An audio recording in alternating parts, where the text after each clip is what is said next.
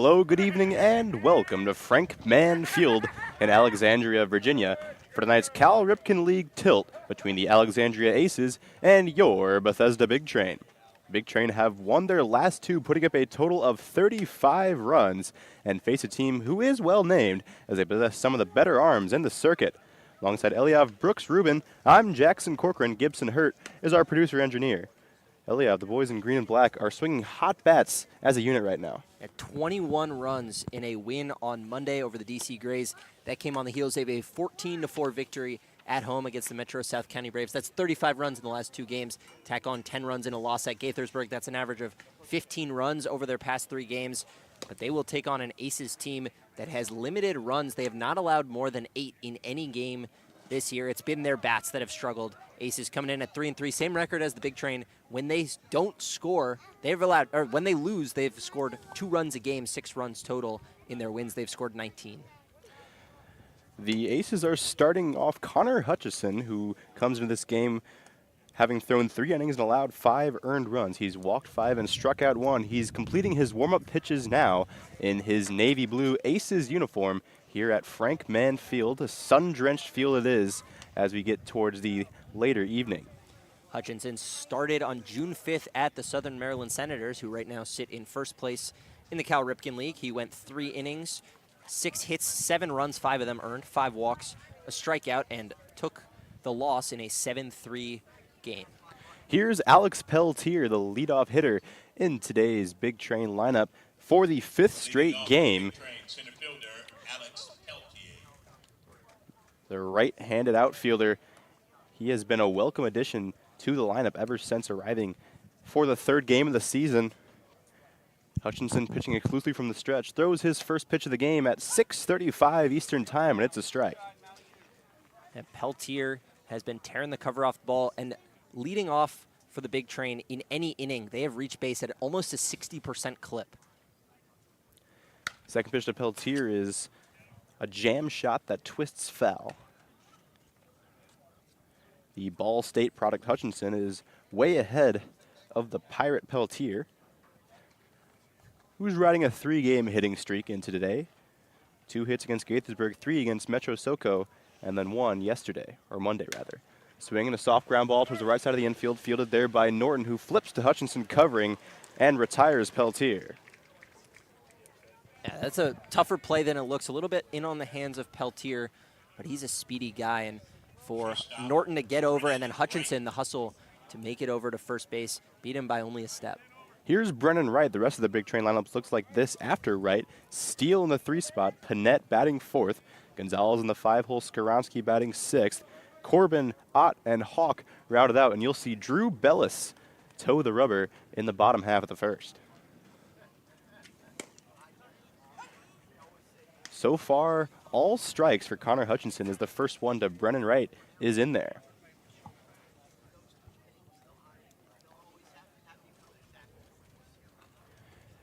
He waves the right arm with the ball in it, now kicks and delivers, and that's cracked foul by Wright.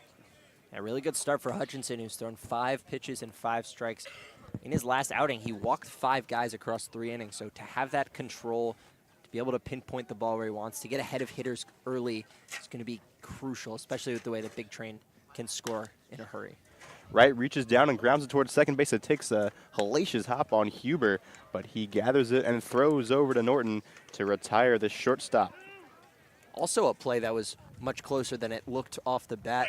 That hop kind of, you said it, kicked up, hit him off the chest. He was down low on a pretty routine ground ball, hit him off the chest. He was able to corral it, and then kind of a lollipop throw and got right by only a 1/4 of a step. He made that a much closer play than it looked.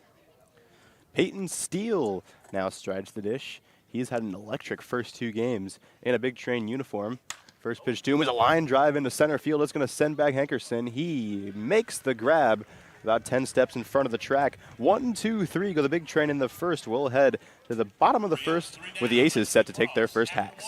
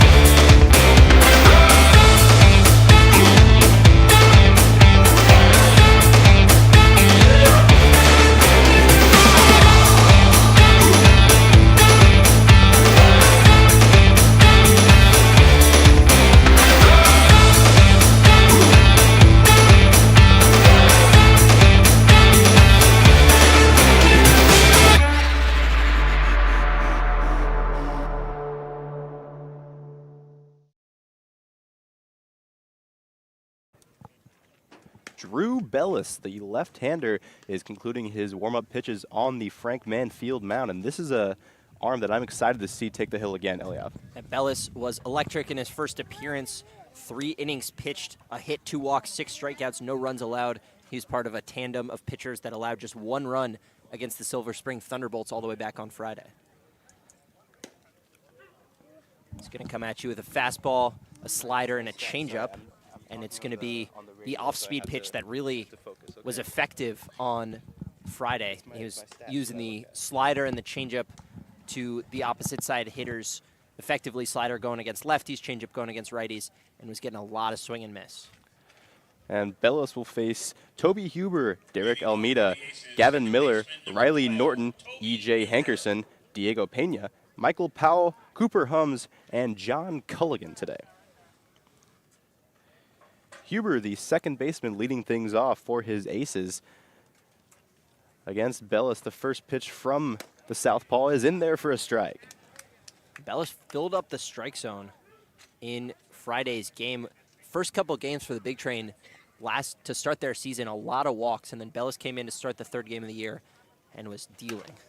Induces a ground ball up the middle. It's going to hit off the bag and elude Brennan Wright, hopping into center field. So Huber is going to reach first base on a fortunate hop. That ball was going to be a tough play either way. Wright and Corbin converging right around the second base bag.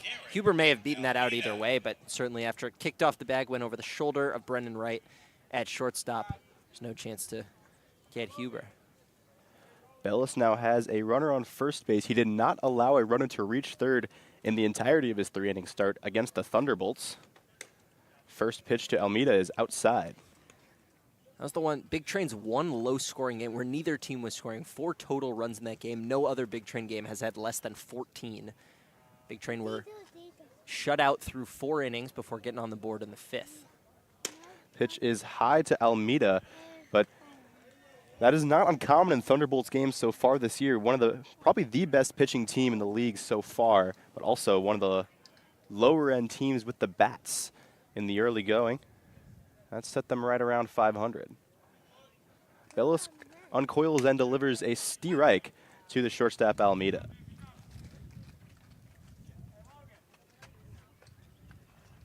Almeida 6 of 20 on the season. He's got an RBI, pair of stolen bases, and a walk-off single on opening day. Bellis checks on the runner at first. Now he goes. The pitch is in there for a strike. Throw down to second, picked by Corbin. He got him. A strike from Jacob Hawk retires Toby Huber. And that's a bit of help for the UCF lefty.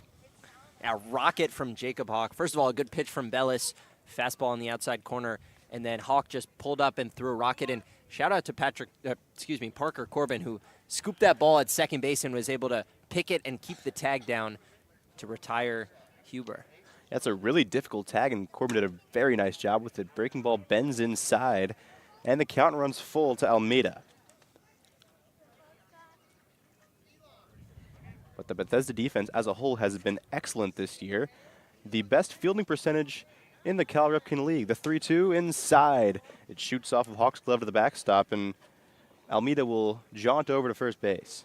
And first 2 batters reached, and that makes Hawks caught stealing even more imperative, because instead of a jam, Bellis is just facing 1 on with 1 out, which is a manageable situation, but certainly not the start he was looking for. First 2 batters reached. He only allowed 3 batters to reach all of his last appearance. He's going to have to sharpen up here. Bellis comes set just above the belt and uncorks a fastball outside to Gavin Miller. The Bethesda defense behind Drew Bellis looks like this. Jacob Hawks doing the catching. Gonzalez at first, Corbin at second, Wright at short, Panette Manning third, and the outfield from left to right is Ott, Peltier, and Steele. That's a ground ball up the middle, scooped nicely by Wright. He flips over to Corbin, over to first base. Not in time. But a very nice sliding grab by Wright, picking it on a tough hop, shoveling to Corbin to retire the lead runner. Yeah, a couple of nice defensive plays from the Big Train already. We talked about the lowest error percentage, best fielding percentage in the Cal Ripken League, but they're not just making easy plays, they're making tough ones. That time, Wright going to his knees, making a slide, had to spin around, flipped it to Corbin, If he come up with that perfectly cleanly, maybe they turn 2, but regardless, really good job by Brendan Wright. Gavin Miller now at first base. Riley Norton, the first baseman, hitting cleanup on his way to the plate. Miller so far this season is 4 for 16. He takes strike 1. Riley Norton, just 1 appearance at Elon as a freshman. Norton stares out towards Bellis, who heaves out a breath and delivers. That's upstairs at the chin of the big first baseman. Big first baseman, since it's 6'2", 235 is his listed height and weight, and he fills up that batter's box. He's an intimidating stance, a little bit of bat swaggle. He swings through that delivery from Bellis. The young lefty goes to the cap, adjusts it. The sun bearing down from beyond the left field corner here in Alexandria, swathing most of the field in a harsh sunlight at about 6:40 today. Another swing and a miss. And Bellis gets his first K of the day, 7th of the season. Scoreless first we have, and we're on to the top of the second here at Frank Mann Field.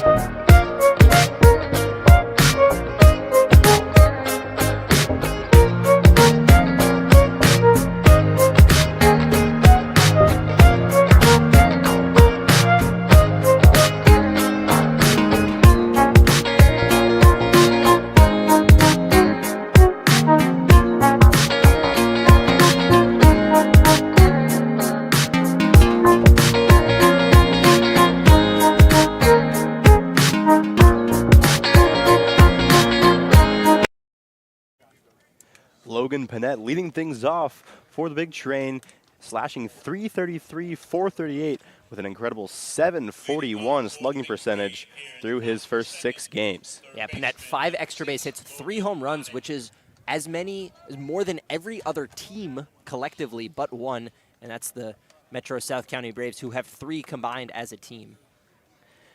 He had back-to-back days with home runs against Gaithersburg and Metro Soco. He takes a first pitch low, and it's 1-0 from Hutchinson. Yeah, Panett leads the league in home runs, RBIs. He's tied for 3rd in stolen bases. He had 4 in Monday's contest. He's 2nd in OPS and 1st in slug.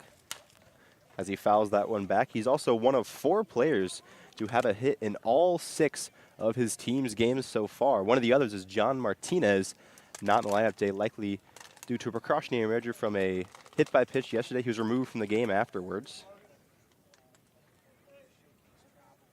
The 1-1, swinging a jam shot foul.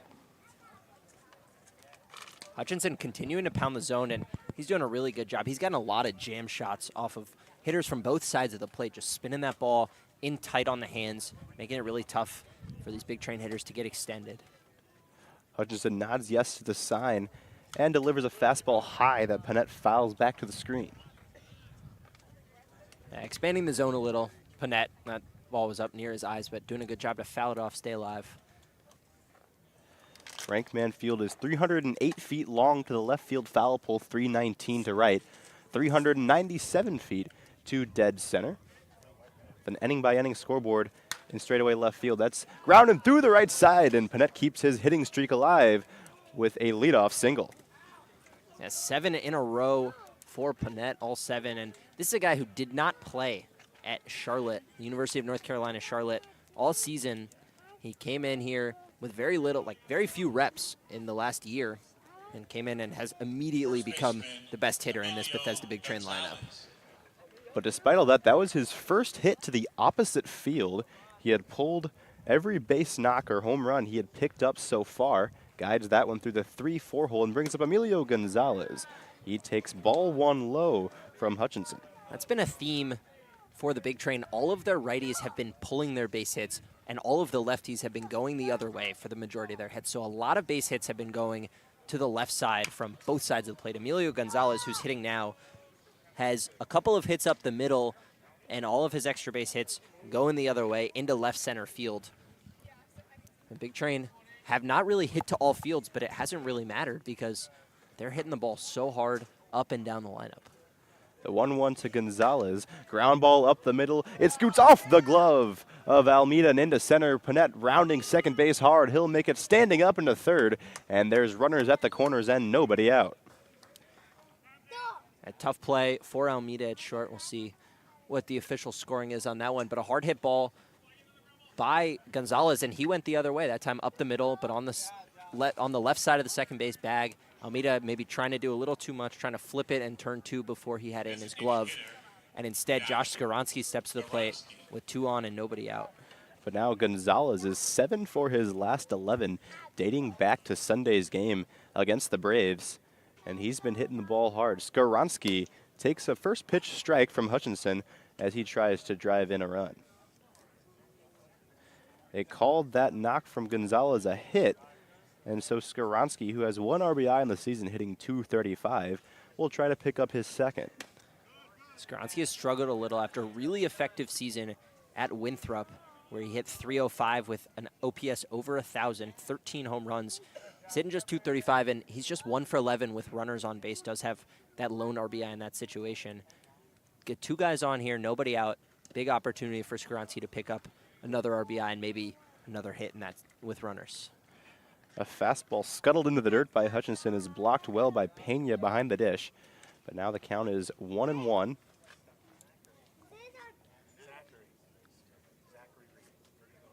Hutchinson is set below the belt. He delivers inside.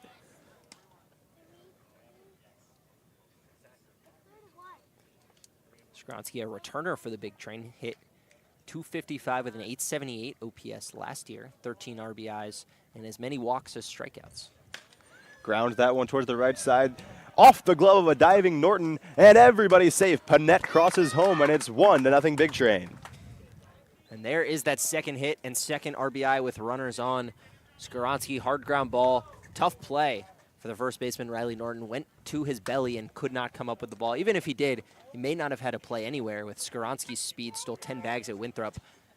Now 2 on and nobody out, and Big Train threatening another big inning.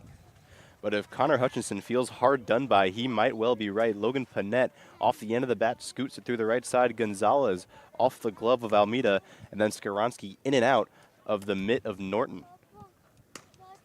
Slider outside to Parker Corbin, who's began to awake in the last few games. Yeah, we talked about it. In Sunday's contest, Corbin came in for a late pinch hit at bat where he had started the season 0 for 13, came in for a late pinch hit at bat and hit a double in a game that was already, the score was out of hand at that point, and then came in yesterday and re-entered the starting lineup, on Monday and hit a 3-run home run. It was a long home run well out of Woodbridge High School's field, playing at the DC Grays, a 3-run shot. He has 6 RBI on the season, and despite his scuffles at times at the plate, he's still getting on base at a 37% clip. Yeah, walked twice in Monday's game, scored all 3 times. Swinging a foul back from Corbin. It's now 2-1. Corbin, 2 for 14 with runners on, including that home run, but 2 for 7, a .286 average. The runners in scoring position. Does not have a hit when it's just a runner on first, but in this situation, Emilio Gonzalez in scoring position, single should score him. Outside corner for a strike from the righty Hutchinson. After a very quick first inning, just 7 pitches for Hutchinson, in the first. He's scuffled here, not finding the strike zone as often, and a couple of tough luck base hits after Logan Panette's single to start off the inning. He looks to put away Corbin and leaves his breaking ball off the outer edge.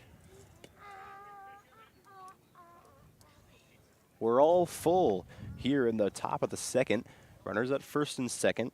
Gonzalez 180 feet away. Skronsky over at first. The 3-2 payoff to Parker Corbin. Swinging a line drive into the right center gap. That is going to get down and roll to the wall. Could be extra bases for Corbin. He's rounding first, and he's going to pull up into second. That's going to score Emilio Gonzalez with Skronsky stopping at third. It's 2-0 Big Train. Talk about a good off day. Took off most of Sunday.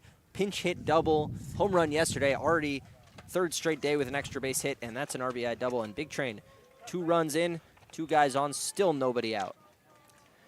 Here comes Brett Ott, the product of Sacramento State, looking to continue a string of 4 straight base hits to start this top of the second. He'll have to wait for a pitching conference on the mound to conclude. The Alexandria Aces have a 4.42 ERA as a staff.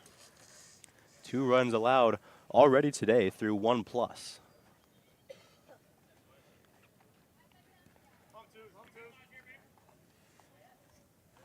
Ott is 2 for 8 against right-handed pitchers, looking for his first hit on the season with a runner in scoring position. He's got 2 of them.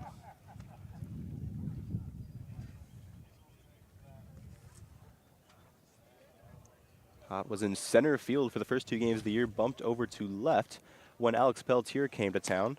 Swing and a miss by Ott on the first pitch he sees, but that's no dig on Ott's defense. We've seen what Peltier can do out there, Aliev. Oh, Peltier can fly in center field. He has gotten really good jumps on some fly balls. Had one against Gaithersburg that was pretty superhuman on a full extension layout in center. Another swing and a miss by Ott. He's down in an 0-2 hole.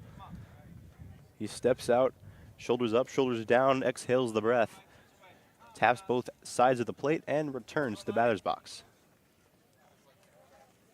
Straight up and down stance, holds the bat, pointing back towards his own dugout, and he waves at a third straight fastball strikeout for Ott, the first of the day for Hutchinson.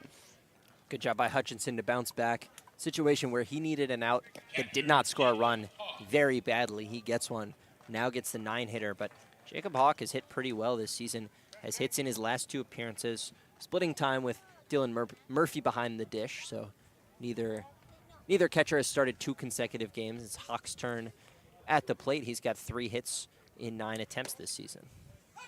Check swing, but it's a called strike from our home plate umpire. The Big Train are 2-1 when Jacob Hawk starts behind the dish. Hutchinson likes the sign from Pena. And in comes the 0-1. It's outside for a count evening ball. Hawk had 2 RBI against the Metro South County Braves on Sunday. 4 on the season now. Breaking ball low for a ball. Yeah, Hawk from Maryland. Played his freshman season, appeared in 7 games, just 11 at-bats. Scored 3 times, got 2 hits. Check swing holds up on a fastball that nearly skimmed the hands of the Terp. But both he and Dylan Murphy behind the plate have given the Big Train both plus offense and plus defense for this entire season. Swing and a fly, that's going to get out of play for a foul ball.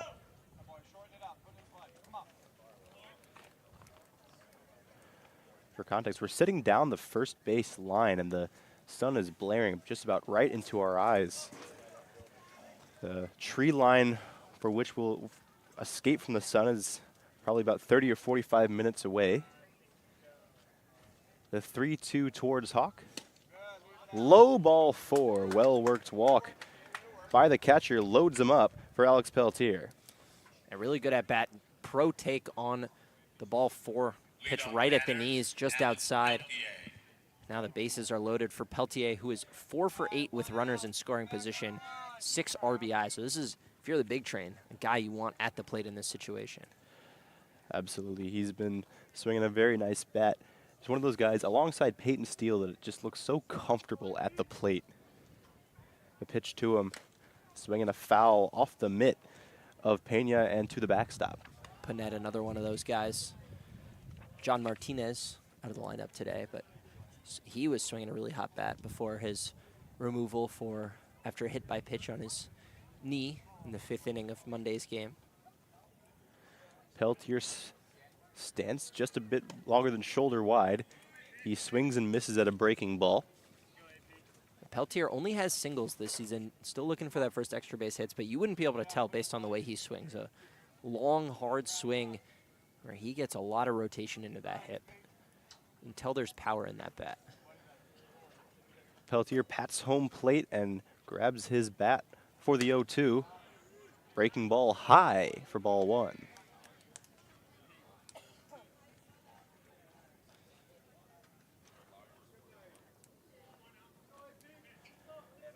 Hudson still just 1 out, looking to induce a ground ball hard enough to retire the speedy Peltier.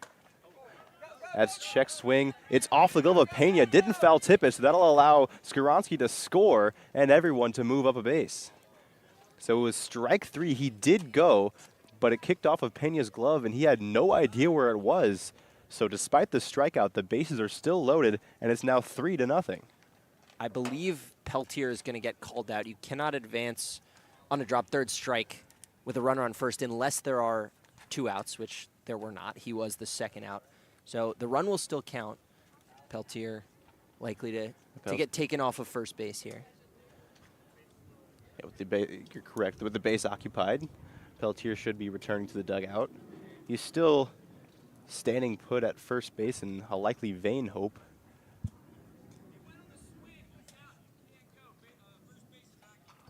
And that's exactly what our home plate umpire says. So there's 2 outs now in the inning. Another run scores on the passed ball. That's Skowronski. And now Hawk at second. Corbin at third with Brennan Wright at the plate. Wright grounded out to second his first time up. Big Train already their 2nd time traversing this order. 2 for 5 for Wright with a pair of stolen bases in Monday's win.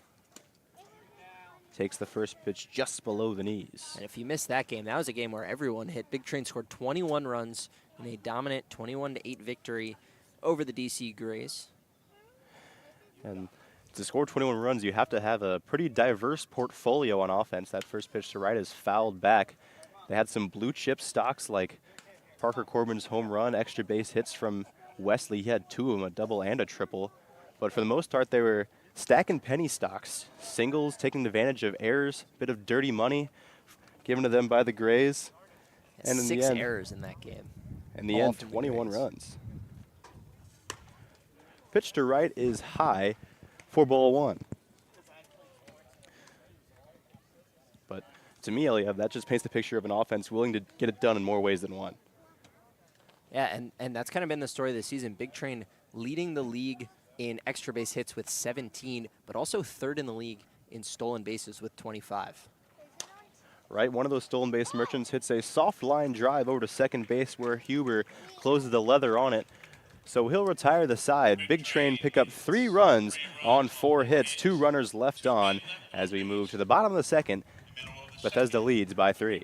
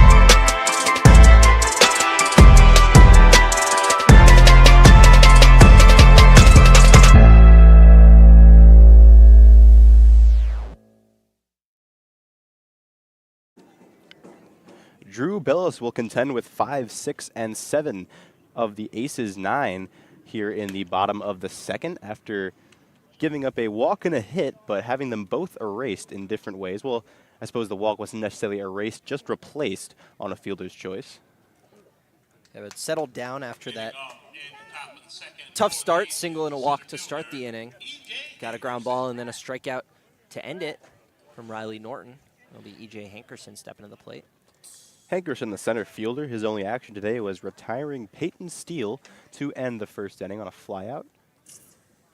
That pitch to him is in there for a strike.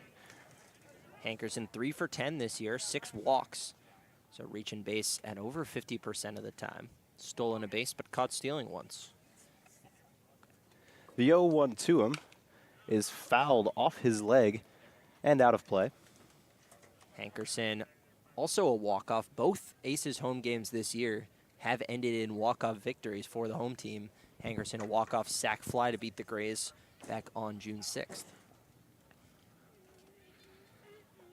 Native of Baltimore, Maryland, takes strike 3 from Drew Bellis, back-to-back Ks for Bethesda's lefty. That's the breaking ball that Bellis has utilized so effectively this season for the big train. Really sharp late break on that pitch and just froze E.J. Hankerson. And it's got enough on it to fool even righties who had that platoon advantage against any lefty breaking ball. Righties went 1 for 10 against him in his first start of the season, and he gets a foul ball from another righty, Diego Pena, an ugly check swing to start his at-bat. Pena from Western Michigan hit 184, the double. 6 walks, 14 strikeouts as a junior this past year. He's appeared in 2 games this season for the Aces, got 2 hits to show for it. Swings and misses at the 0-1 from Bellis.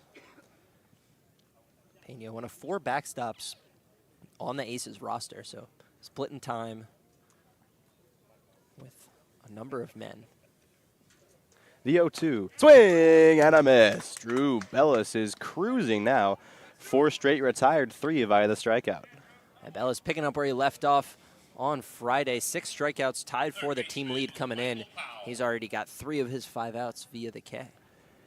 But his strikeout numbers pale in comparison to a man that I'm happy we likely won't have to see today. Aiden Longoria having an incredible start to the season.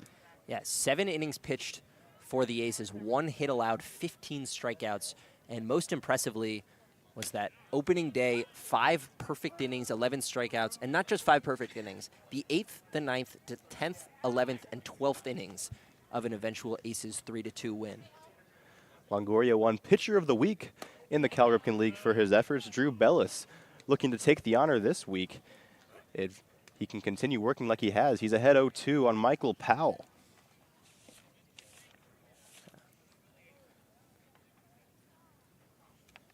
Trying to strike out the side for his first time this year. He does! The breaking ball dives away from the bat of Powell. 4 strikeouts in a row for Drew Bellis.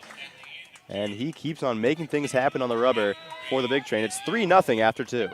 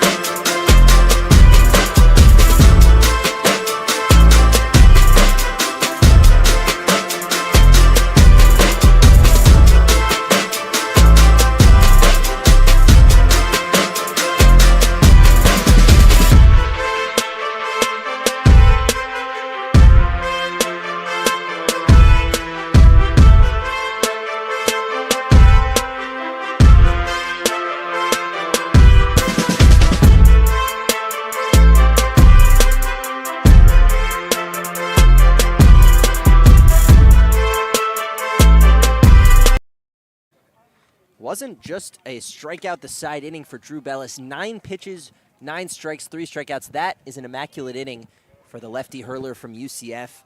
And really impressive stuff. You don't see many of those. Maybe the only one that will happen in the Cal Ripken League all year.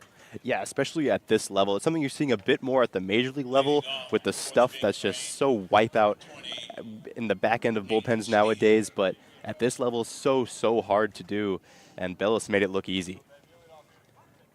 I'm not even sure there was a foul ball in that inning. I think his first pitch was fouled, and I don't know if there was another one after that. Peyton Steele takes the first pitch of the top of the third outside from Hutchinson, who remains in the game. He's 0 for 1 with that flyout to E.J. Hankerson in center field. Lifts the bat from the shoulder and holds up for ball 2. So there were 2 foul balls. I just went back and checked the pitch-by-pitch tracker. 1 to each of the first 2 hitters. Swinging a fly ball towards center field. That's sending back Hankerson. He's heading back towards the wall. He's camped, and he'll make the catch.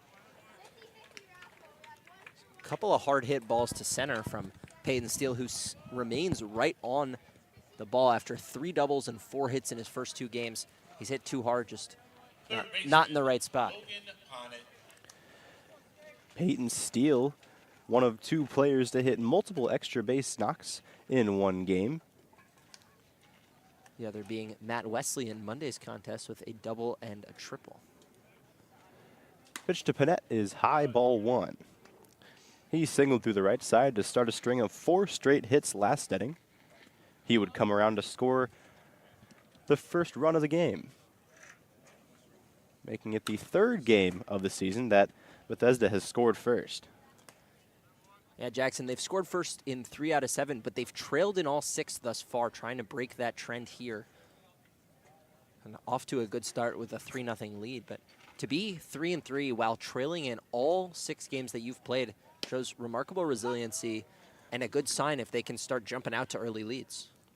And a big part of that, being able to come back in games, is they just got a great, they're hitting 300 as a team. It's a very hard mark to reach as a program. They've done it so far, and they've bettered that mark so far today. They're 4 for 11. It's fouled back by Panette, stays alive. They've kind of flipped the switch in these last few games on their season. Early in the year, they started 1-3. The thing was they couldn't get out of the big inning, and they couldn't put together the big inning. That's sent into center field. Will be snagged by Hankerson down by his belt. Casual grab for the center fielder from Baltimore. Retires Logan Panette. So early in the season, they were allowing big innings on the mound and on offense, putting a lot of guys on, but were not able to push them across, putting up a lot of innings with 1 or 2 runs. In the last 2 games plus the first 2 innings today, they already have 6 different innings of 3 or more runs scored and have only allowed 1. And they've hit around the order now 4 times in the last 2 games preceding this one, and had 8 men step to the plate last inning. So it's just a more complete offensive performance. Even in the first couple games where they were scoring runs, 11 runs scored in an opening day loss to the DC Grays, they stranded 14 men on base, and that number has dropped, and the amount of RBIs they're driving in with 2 outs with runners in scoring position has skyrocketed. Millie Gonzalez doing his part to help out that trend. He's hitting .348 coming into this game. Sends the ball into right field down the line. It's out of our view, and it will be grabbed, it looks like, by Colligan. 3 flyouts in the inning. In order go the big train. Sandwiching a 3-run inning. They've gone in order twice. They still lead by 3 going to the bottom of the 3rd.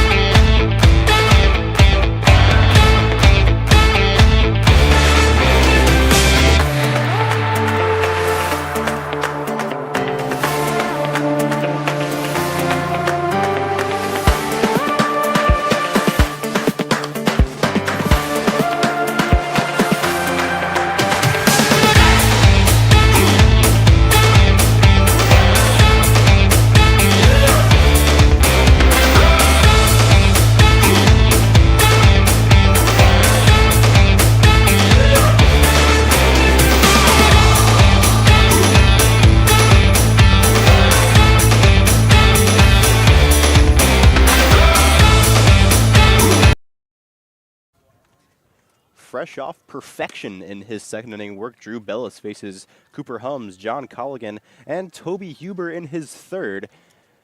2 clean ones for the lefty, and now another chance to put up some impressive stuff as he's done through 5 innings of work so far this year. Yeah, up to 10 strikeouts in 5 innings. That's 2 an inning for those of you who can do basic math, which I sometimes can't, but that time pretty accurate, I believe. Cooper Hums, he's 4 for 15 on the year. He has struck out 6 times and has the platoon disadvantage against Drew Bellis. The lefty tools it foul to start his at-bat. Bellis picking up where he left off last inning. Fastball in. See if he goes slider away. That is now, I believe, 13 straight strikes, if my math is correct, from Bellis. He uncoils and leaves it low for ball 1.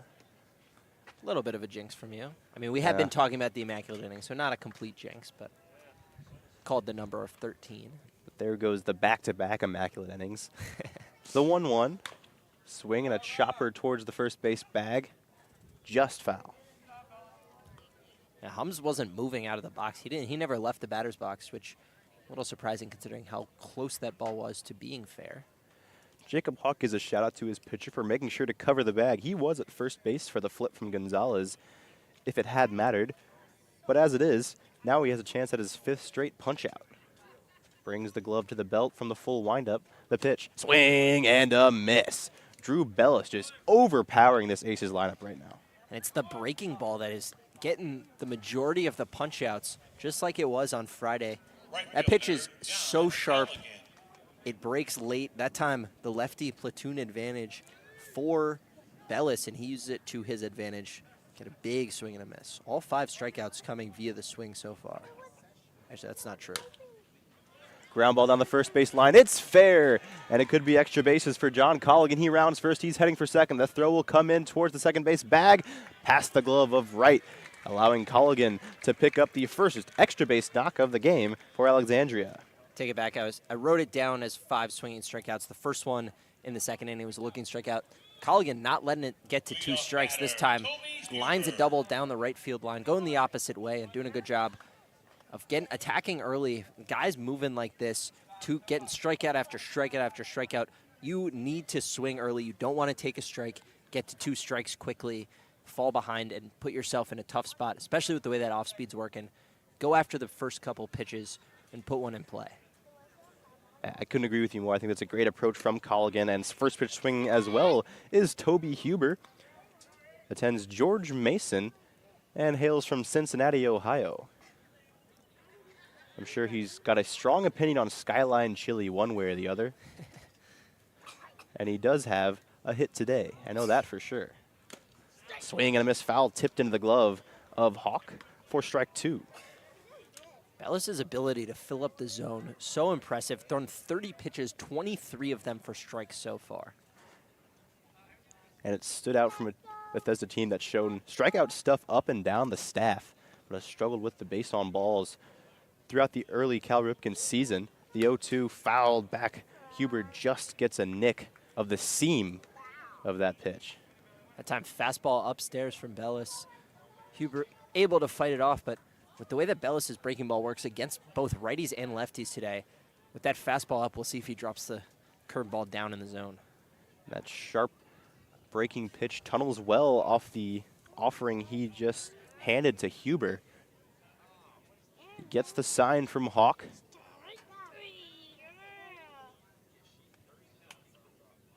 Rocks and fires.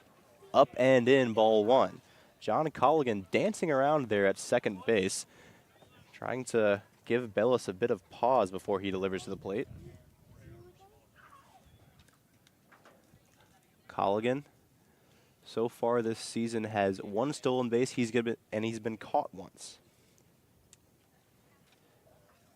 Huber is 4 for 13, or rather now 5 for 13 on the season, and he takes ball 2.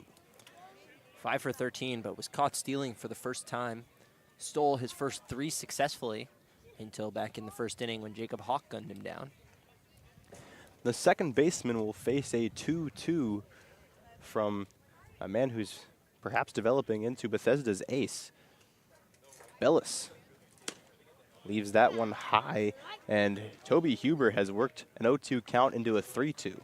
Especially impressive given the way that Drew Bellis has been pounding the strike zone, but a couple foul balls. Bellis missing upstairs with a couple of fastballs. Now in a little bit of a pressure situation, a little more than he's faced since he's been mowing down these aces hitters since those first two batters. Bellis. Kick and the pitch. Inside, ball 4. Back-to-back runners have reached for the second time today. But the first time that the Aces will have two men on at the same time, since Huber was gunned down before Almeida had drew his walk. So the middle of the lineup coming to the bat. Bellis facing a little bit of trouble, still a 3-run cushion, and the way he's throwing the ball, you're not too worried until something happens, but 2 men on for this Aces lineup. Almeida is 6 for 20 on the season. That's an even 300. He swings and misses at the breaking ball, darting below his bat. Some breaking balls from guys tumble into the zone almost apologetically. Bellis looks at you, sneers, and jumps away from your bat.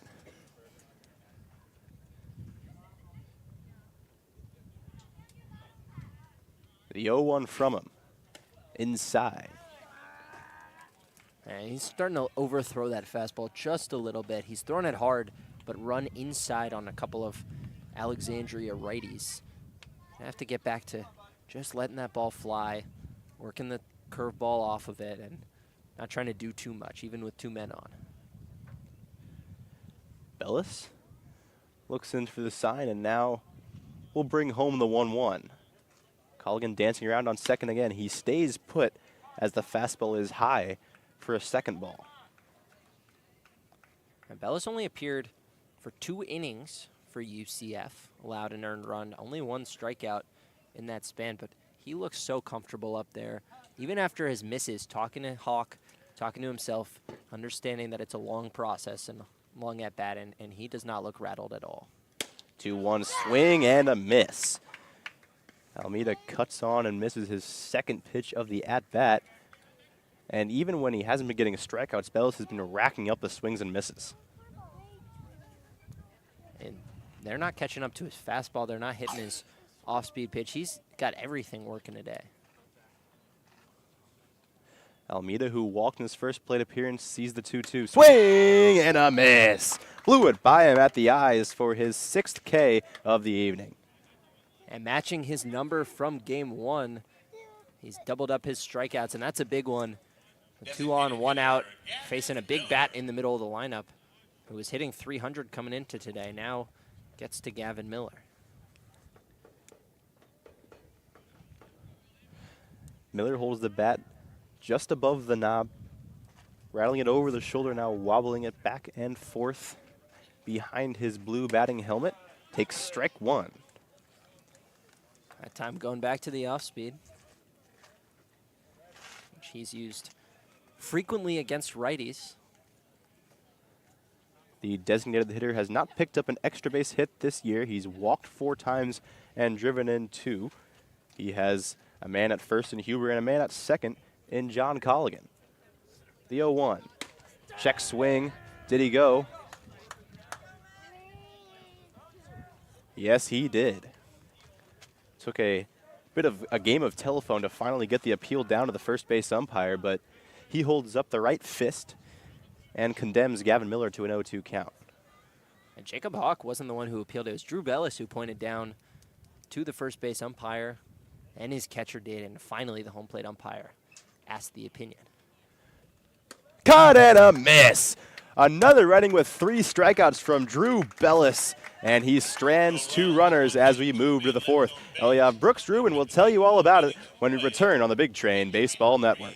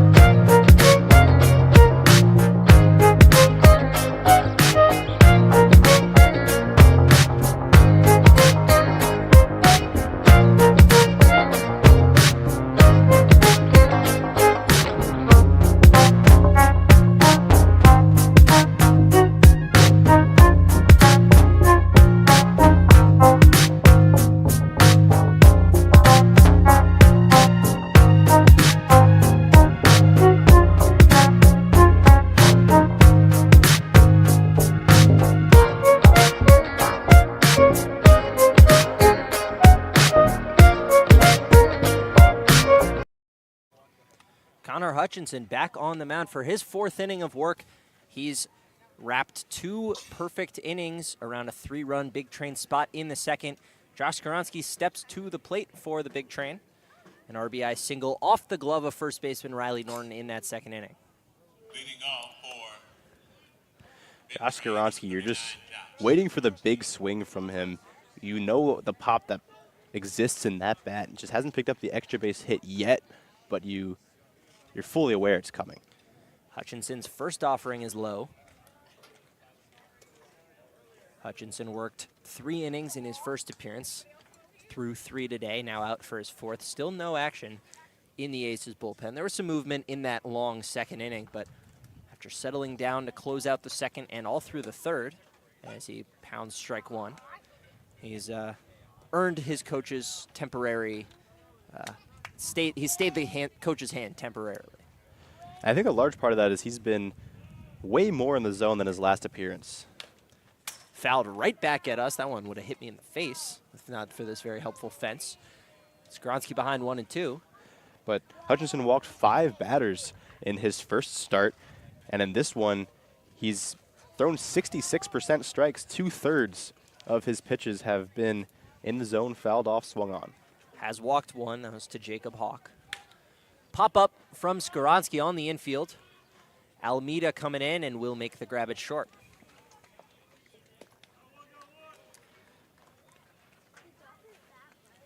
To the plate now, Parker Corbin. Corbin, an RBI double back in the 2nd inning. That was the final RBI of the inning. A run came around to score on a wild pitch, stranded at 3rd in that frame. Corbin, who's breaking out of an early season slump. He's got hits in 3 of his last 5 at-bats. Ball 1 outside from Hutchinson. And Corbin, I think it's one of those where you get into the early season trap of, he's over, so it's a slump. If this happens in the middle of July, no one's thinking a second thought. Fouls off the 1-0. Evens the count at 1, 1-1, 1 out. Yeah, it was just 4 games where he went 0 for 13 in that stretch. Did reach 4 times, so it wasn't like he was a black hole in the lineup. Just didn't pick up his first base hit until that pinch hit double on Sunday's 14-4 win.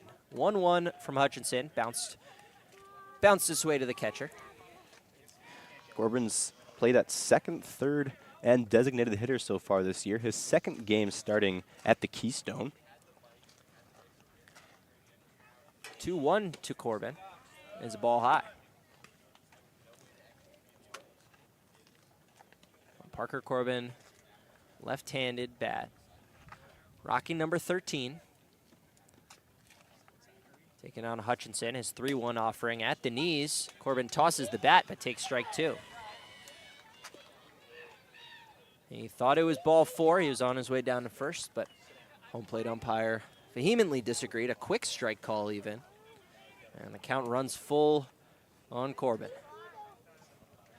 Payoff pitch, Hutchinson to Corbin. It's fouled away.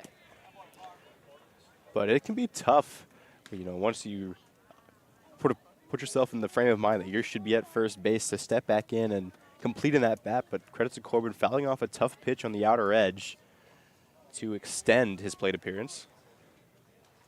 7th pitch of the at-bat. Hutchinson comes home, and that's ball 4. And no, it is not. Corbin tossed his bat again and gets punched out on the inside corner. That time, the strike call came a little more delayed, but it was there. Yeah, and I think I wouldn't necessarily say that's a bad call. It's still very close to the zone if not in it, but I think that call is always going to be made after tossing the bat early in the at-bat. Yeah, you never want to show up the umpire. And Corbin obviously didn't mean it intentionally, but thought ball 4 came a little before it actually did and ends up paying as a result. Ott squares to bunt, pulls back, takes strike 1.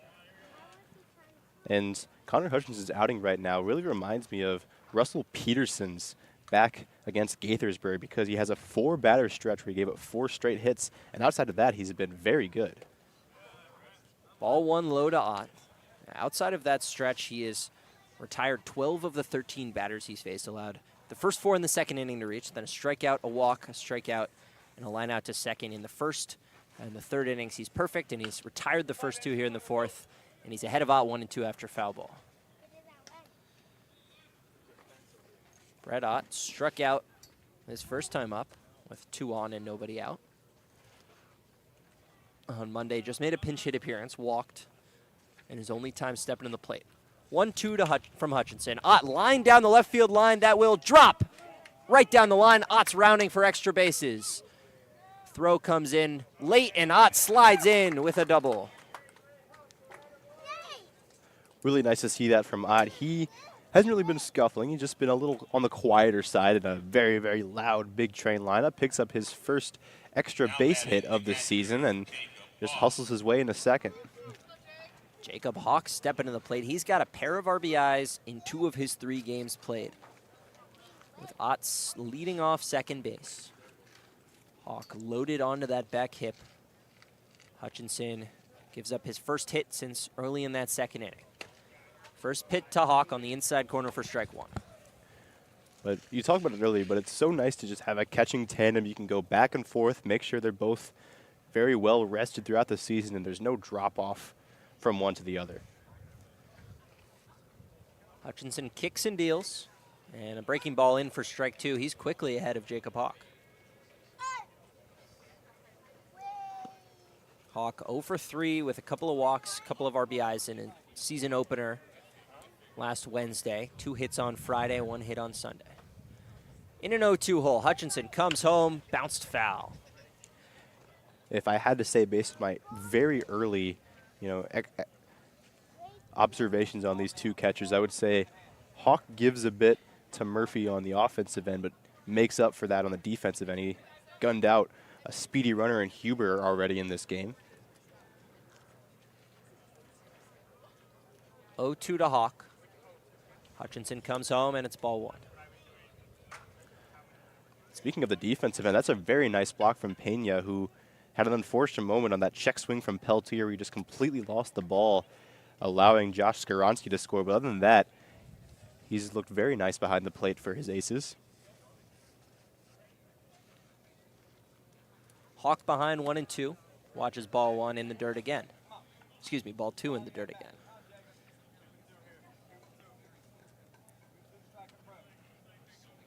Deuces Wild, number 2, the catcher at the plate. 2 balls, 2 strikes, 2 out. And a runner on second base, wearing number 22. Connor Hutchinson comes home, and that ball is grounded up the middle, a base hit.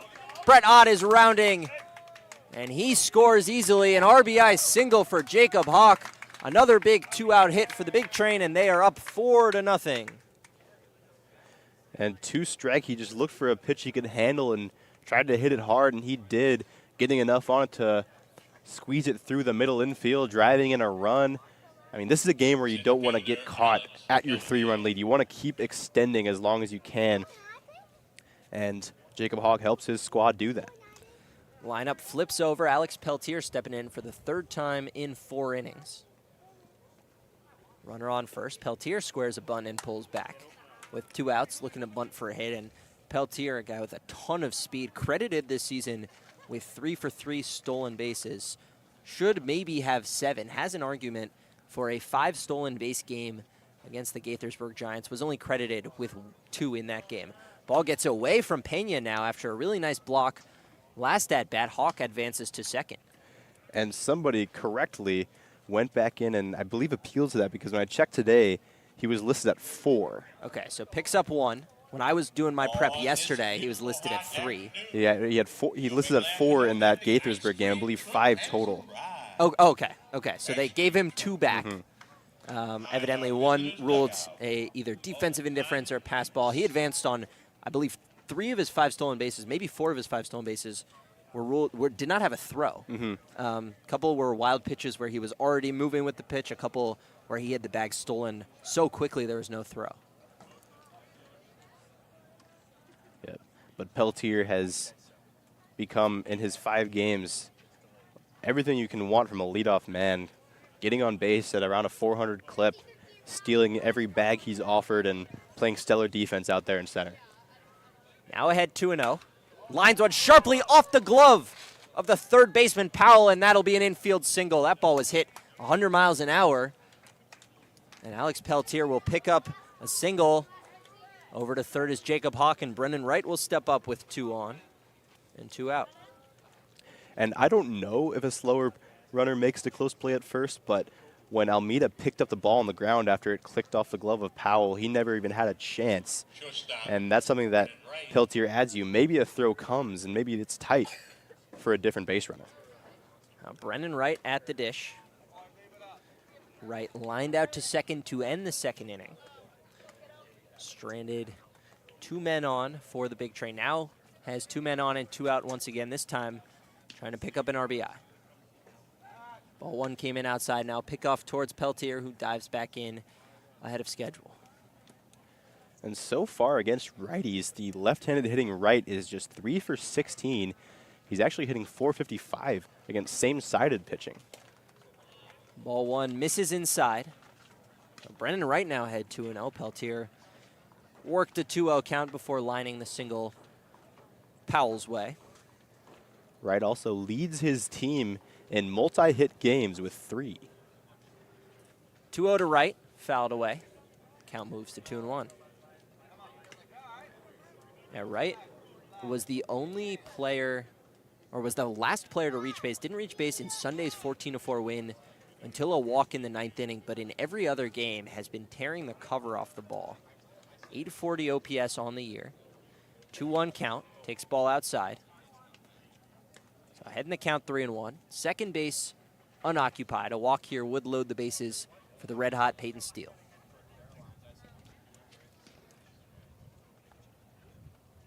Three-one count, 2 outs. Connor Hutchinson trying to finish the 4th. He leaves it low. Brennan Wright works a walk, and the bases are loaded for the big train. And once again, it's been a brief unraveling for Connor Hutchinson because, as you mentioned, he retired 11 of 12 around that little spree in the second. And now again, 4 straight hitters have reached base against the right-hander, with Peyton Steele looking to do even more damage. Action now in the Aces bullpen.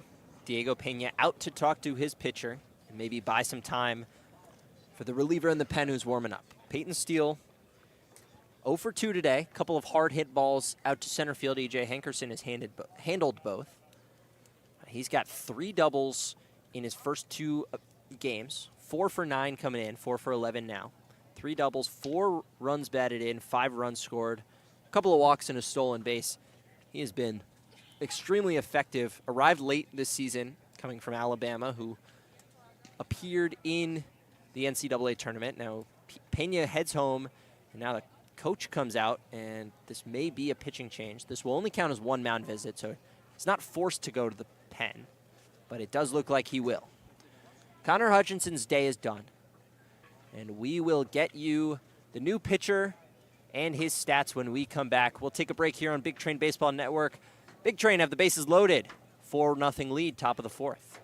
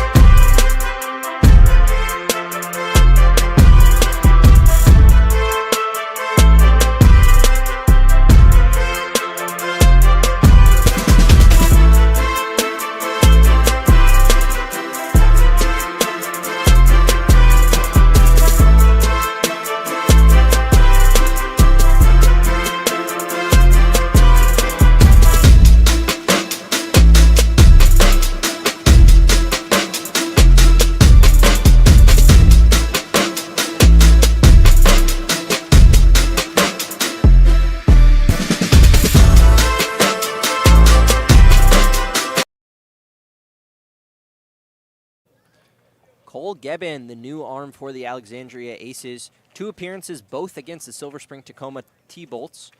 Last time out, June 9th. That was on Monday. 1 clean inning pitch to strikeout. Before that, 3.1 innings in an opening day win. 1 unearned run allowed, 2 hits, 2 walks, 2 strikeouts. Peyton Steele at the dish. Bases loaded, 2 outs, top of the 4th. Big Train already lead 4-0, and Steele is beamed by the first pitch. An RBI hit by pitch. Lead stretches to 5-0, and the dangerous Logan Panett steps to the plate.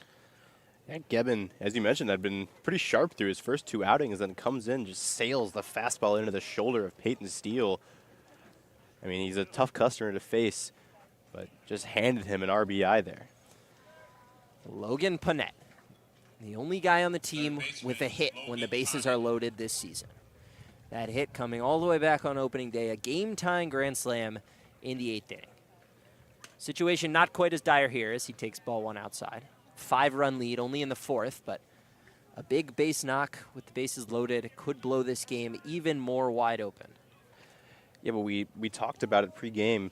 They have still 13 RBI in bases loaded situations because this team has a league-leading 10 sac flies. Picked up another one there. Ball gets away from Pena, but kicks off the backstop hard, and Peltier will have to freeze at 3rd. Obviously can't pick up the sac fly here with 2 outs in the inning, but that speaks to how, even without hits, just 1 for 10 in a small sample size, even without hits in bases loaded situations, they found a way to push runners across. And no other team has more than 3 sac flies. The league collectively, besides Big Train, has 13. Panett takes strike 1 right above the knees, so a 2-1 count to the slugger. Manning 3rd base for the 5th consecutive game after starting the first 2 in the DH role. Panett working his way from the 9 spot to the cleanup and takes ball 3. So a shaky start for Cole Gebbin, who's now 1 pitch away from walking home another run.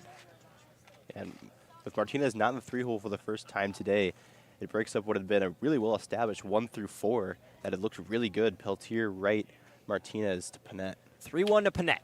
Grounded foul. And the runners will get a head start with the count full and 2 outs. You said it. Those 4, since Peltier arrived, have started had started 4 consecutive games in that alignment. Peltier leading off, Brennan Wright hitting 2nd, Martinez 3rd, Panett in the cleanup spot. Martinez out of the lineup today, precautionary reasons. Full count, 2 outs. Payoff pitch to Panett is popped up and out of play. And that's another thing I've seen from Panett very often. Deep counts.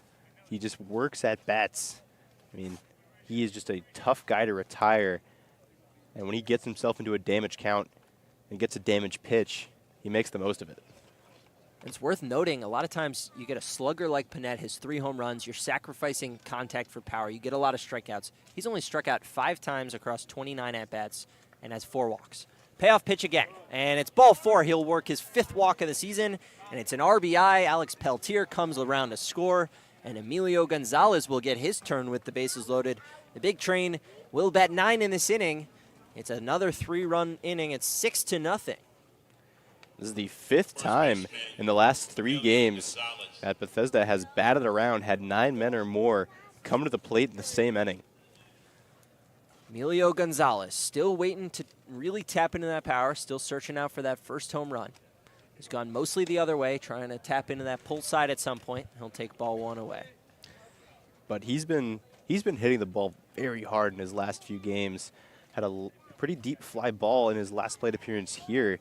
Had back-to-back 3-hit days before this contest. 1-0 to Gonzalez, fouled back. And that was another situation. We've talked about Parker Corbin, got most of Sunday off and has looked like a different hitter since. Gonzalez started his season 1 for 13 across the first 3 games. Got Saturday at Gaithersburg, got a rest there. Since then, 3-hit day against the Braves, 3-hit day against the Grays. Already a hit today, looking for a second one. 1-1 with 2 outs. Gebbin comes home, and that ball is flied into right field. It's back, and it is off the wall. 2 runs will score. Gonzalez holds at first, a long single. 2 RBI. Big Train busted open. It's 8-0. And this offense, Elia, has really just been something else these last few games. It's been a step and a half above any of the other teams in the league with the consistency, with the potency in any given game that they've displayed. That's now Designated hitter, getting Josh close to Skaronski. 4 straight games where they can put up double digits. Just need 2 more through the remaining 5 to make that happen. Josh Skaronski led off this inning. Ball 1 upstairs. Not to be overlooked in this inning, the first 2 batters were retired. Skaronski popped out to the shortstop. Parker Corbin struck out. Since then, 7 straight batters have reached with 2 outs. 5 runs have crossed the plate. Skaronski takes another ball, that one just off the outside corner. And that was an area on the pitching side that Big Train struggled in their losses in this year. You said it earlier, ending innings with 2 outs. But in the last few games, they've made opponents pay. 2-0 is lined sharply into right field, and it'll drop off the wall. It's an extra base hit. 1 run scores. Gonzalez to third. He'll be held there. Josh Skaronski picks up his first extra base hit, an RBI double. It's 9-0 Big Train. And I said it earlier, but just waiting for that first extra base hit from Skaronski. Got it here, and you better believe it's a portent for more. This guy is a special hitter. Skaronski hit over 300 this year. Now Parker Corbin, the other man who's made an out in this inning, trying not to make 2 in the same inning. Second and third, 2 outs. Big Train have had 8 consecutive hitters reach base with 2 away. 6 runs in the inning, 9 runs in the game. Top of the 4th, Parker Corbin to swing. Takes strike 1. And facing Cole Gebben, the guy who came into this game without an earned run allowed, they've put 4 straight runners on against him. 2 runs have crossed the plate on Gebben's watch. Ball 2 goes high. Excuse me, ball 1 goes high. 1-1 count. Scoreboard read 2-0. 7 runs charged to Connor Hutchinson. 2 already to Gebben. Still has not recorded an out. Corbin, a half swing and a miss.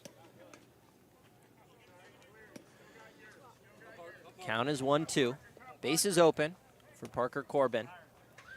Looking for his second hit of the game after an RBI double in the 3-run second.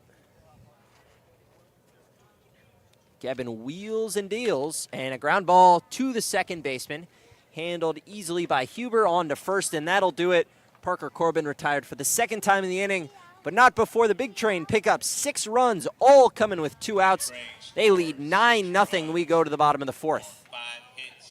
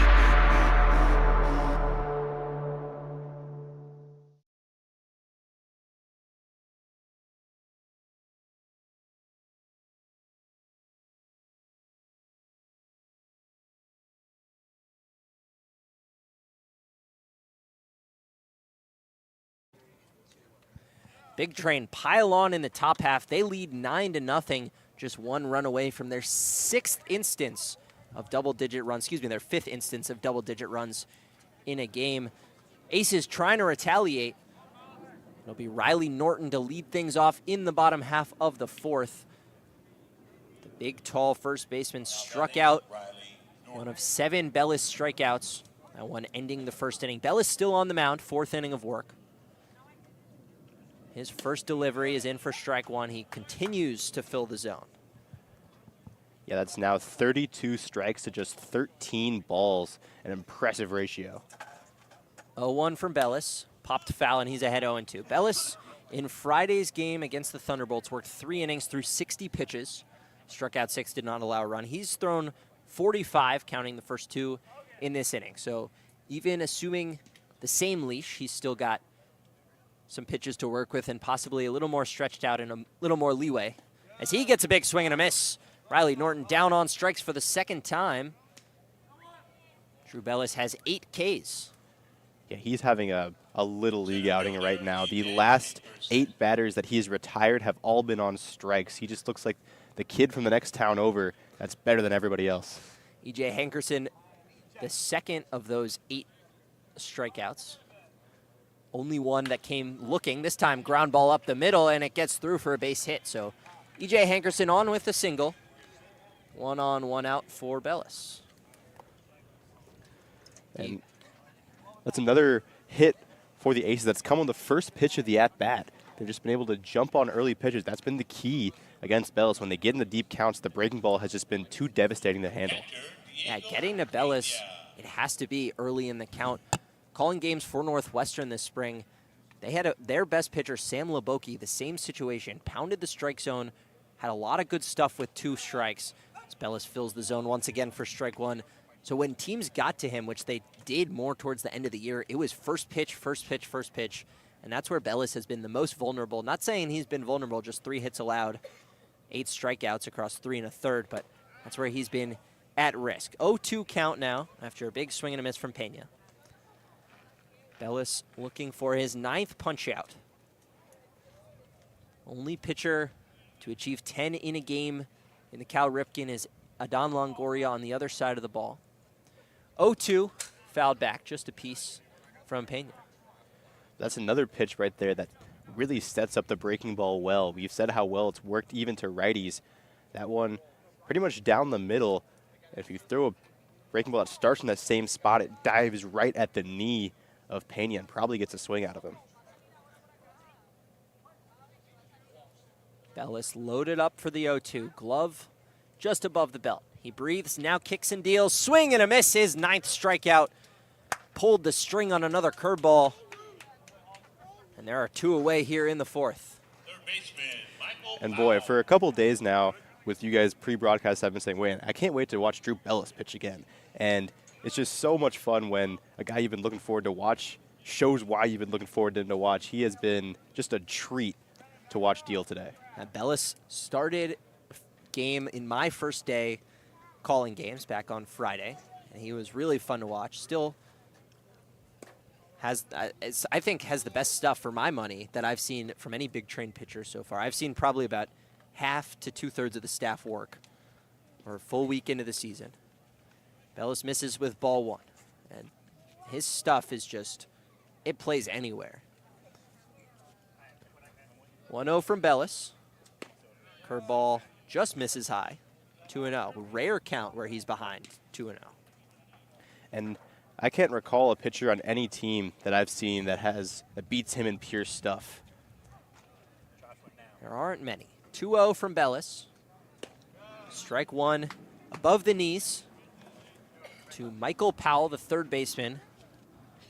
And Powell almost came up with what would have been an inning-ending catch against Alex Peltier. It glanced off his glove. 1 run would have scored. After that happened, 5 more runs come across. Bouncer to first base. Gonzalez over. He slips, flips to Bellis, and the ball is in the dirt, gets away. It'll be an infield single. On to 3rd is Hankerson. It's a little bit of and Hankerson coming around to score. Nobody was at home plate. And a miscommunication from the defense for the first run of the game for the Aces. Yeah, that's a tough play because Gonzalez slipping and Bellis on his horse to get to first base because he fell off a little bit towards the 3rd base side of the rubber and Hawk doing as a catcher should, coming to cover behind first base. But then that left home plate wide open. That's a tough luck run, and it'll go down as an unearned run. Well, it depends what happens the rest of the inning. Scored as a single, and then a throwing error from Gonzalez. The run came around to score from first on the single. Quick meeting. Sal Colangelo, the head coach, went out, said 5 words to Bellis, and now headed back towards the dugout. Bellis a little upset. Certainly, I was pitching a shutout and it ended on something like that. Would not be too happy. All that being said, Big Train still lead 9-1. And Bellis still 1 out away from getting out of the 4th inning, 1 strikeout away from double digits. Cooper hums, the left fielder, steps to the plate. Lefty on lefty matchup. First pitch misses low and away. And the thing that Bellis can't do here is let that tough play get in his head and affect this next batter. Has to end it here, hold it to 1 run, and keep this ball game moving. 1-0 from Bellis, in for strike 1.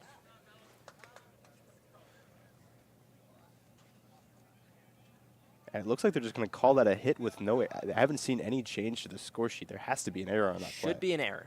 Certainly, Gonzalez a tough flip at the toes of Bellis. Strike 2.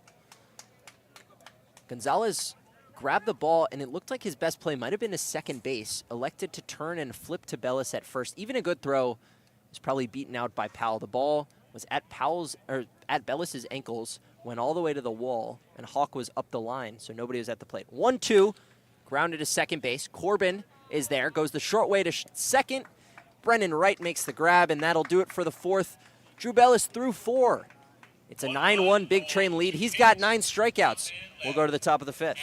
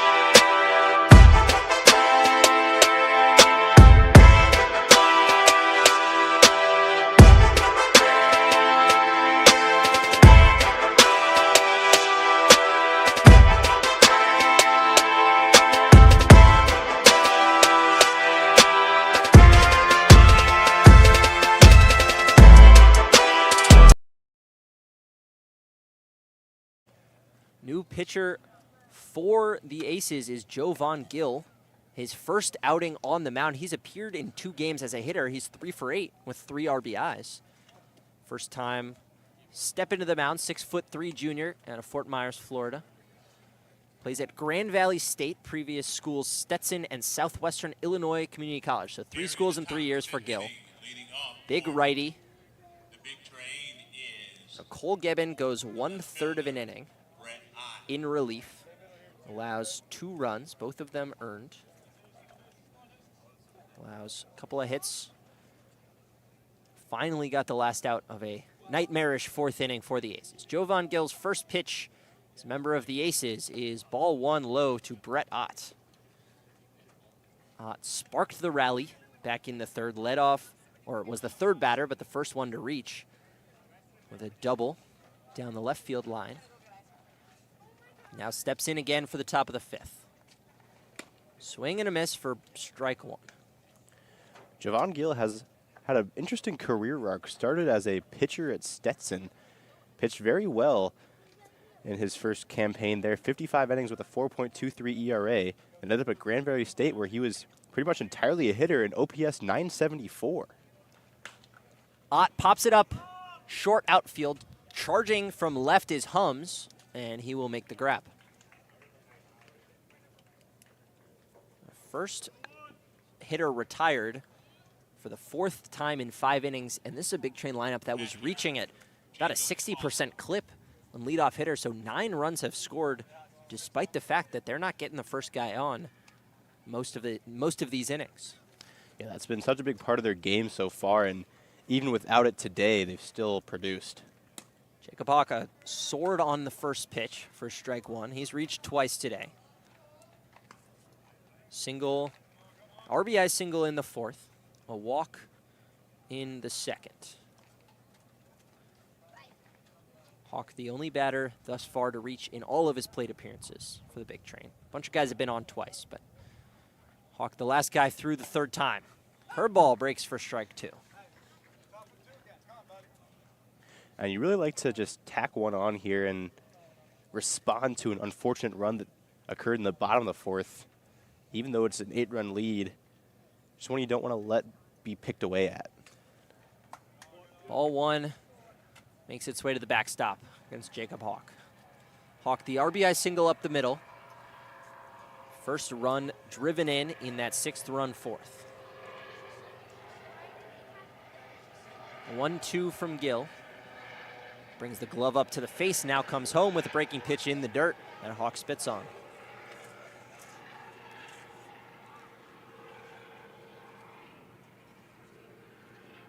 Jacob Hawk has been on in 8 of 15 plate appearances this season.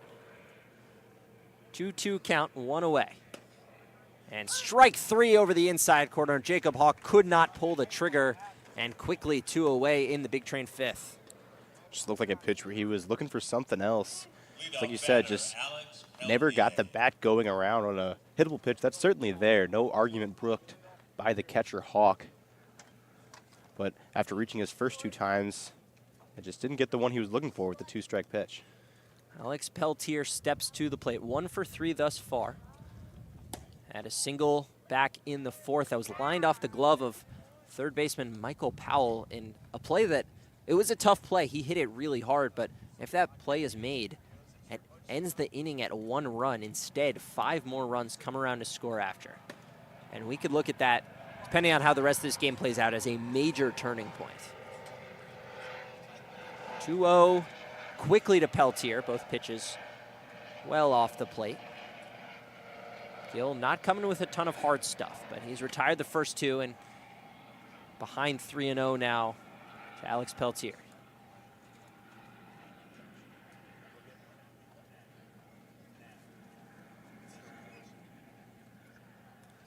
To Peltier.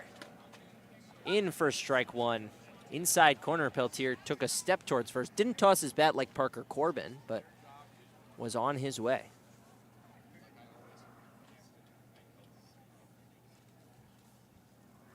(3-1) from Gill. And that's ball 4. So Alex Peltier works a walk. He's on for the second time today. Would not be surprised to see him running. No, I mean, yesterday you saw the Big Train not averse to running in big score lines. Just want to keep adding throughout the game. This is a high-scoring league, Elia. They know well that comebacks can come from anywhere, anytime. It's a high-scoring league, but the Big Train are pacing the league by a good bit. They've scored 60 coming into today. Not counting their 9-run outburst so far, they've scored 63 runs, which is 14 more than any other team. Peltier off on the first pitch, strike, but Peltier slides in safely. He'll pick up his 6th stolen base of the year. And Brennan Wright will have a runner in scoring position with 2 away. Yeah, pretty prescient from you, but I'm not surprised either. I mean, Peltier has been pretty much an automatic go with an empty second base. So 0-1 to right. Manning shortstop today, captaining the infield. And takes strike two, a changeup. Bent its way back to the inside part of the plate for strike two. Jovan Gill looking to get out of the fifth unscathed. Ahead 0-2 on dangerous Brennan Wright. Alex Peltier at second will score on anything to the outfield. Kicks and deals, fouled away.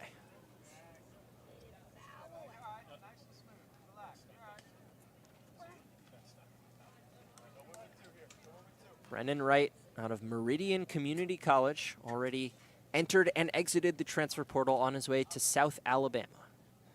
Led his Meridian team in average, slugging, OPS, doubles, triples, stolen bases, and RBIs. Looking for an RBI here. Down 0-2 and fouls another one away.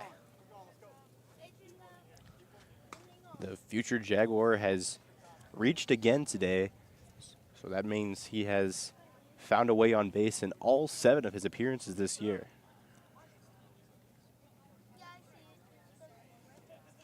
Gill a long stare in. Now he nods. Glove at the belt. 6'3" righty, sporting number 19 in the Aces blue. Comes home and fouled away once again. Count remains 0-2. Brennan Wright's seen 5 pitches. Right, just a hard guy to down. He's struck out just 3 times this year. Unsurprising, he walked more than he struck out both years at Meridian. Walked 5 times to those 3 punch-outs so far this season, including 1 today, back in the 4th. 0-2 from Gill for the 3rd time. This one, a bending curveball that strikes out Brennan Wright. Could not get the bat head there in time. Big Train go down quietly in the 5th. They still lead 9-1.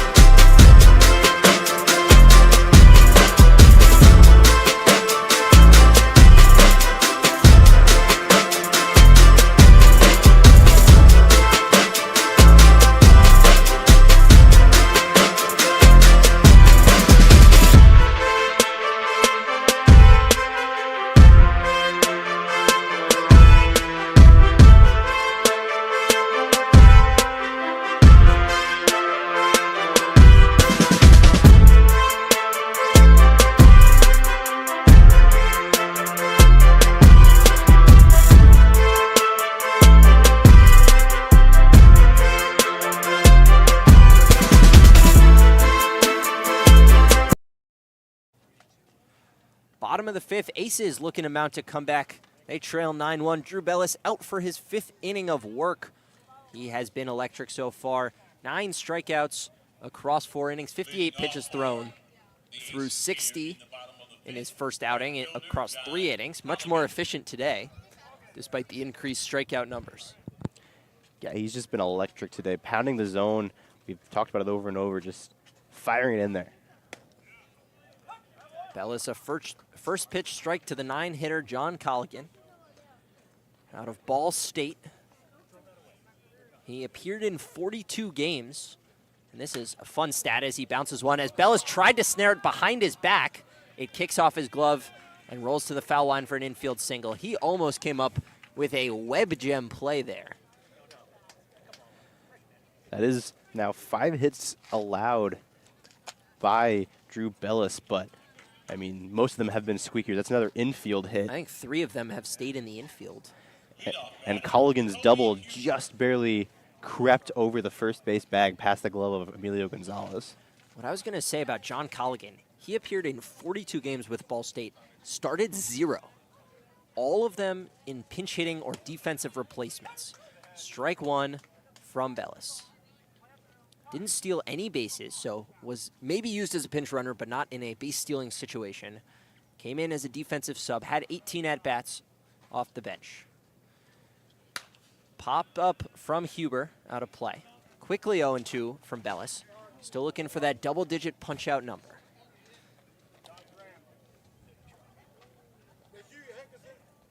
Toby Huber today, only guy to reach twice. Single in the first, caught stealing. Walked in the third, the only walk issued today by Bellis. 0-2 from Bellis. A curveball just misses for ball 1. It look good to my eyes from here, but we are flat down the first base line. Sometimes hard to get the perception of where the pitch really lands.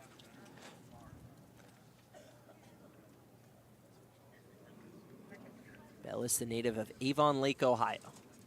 1-2. Misses well off the plate. Pitches at UCF, the Big 12 product. Taking on Toby Huber. Goes to school just down the road from where we are in Alexandria at George Mason. Located in Arlington, Virginia.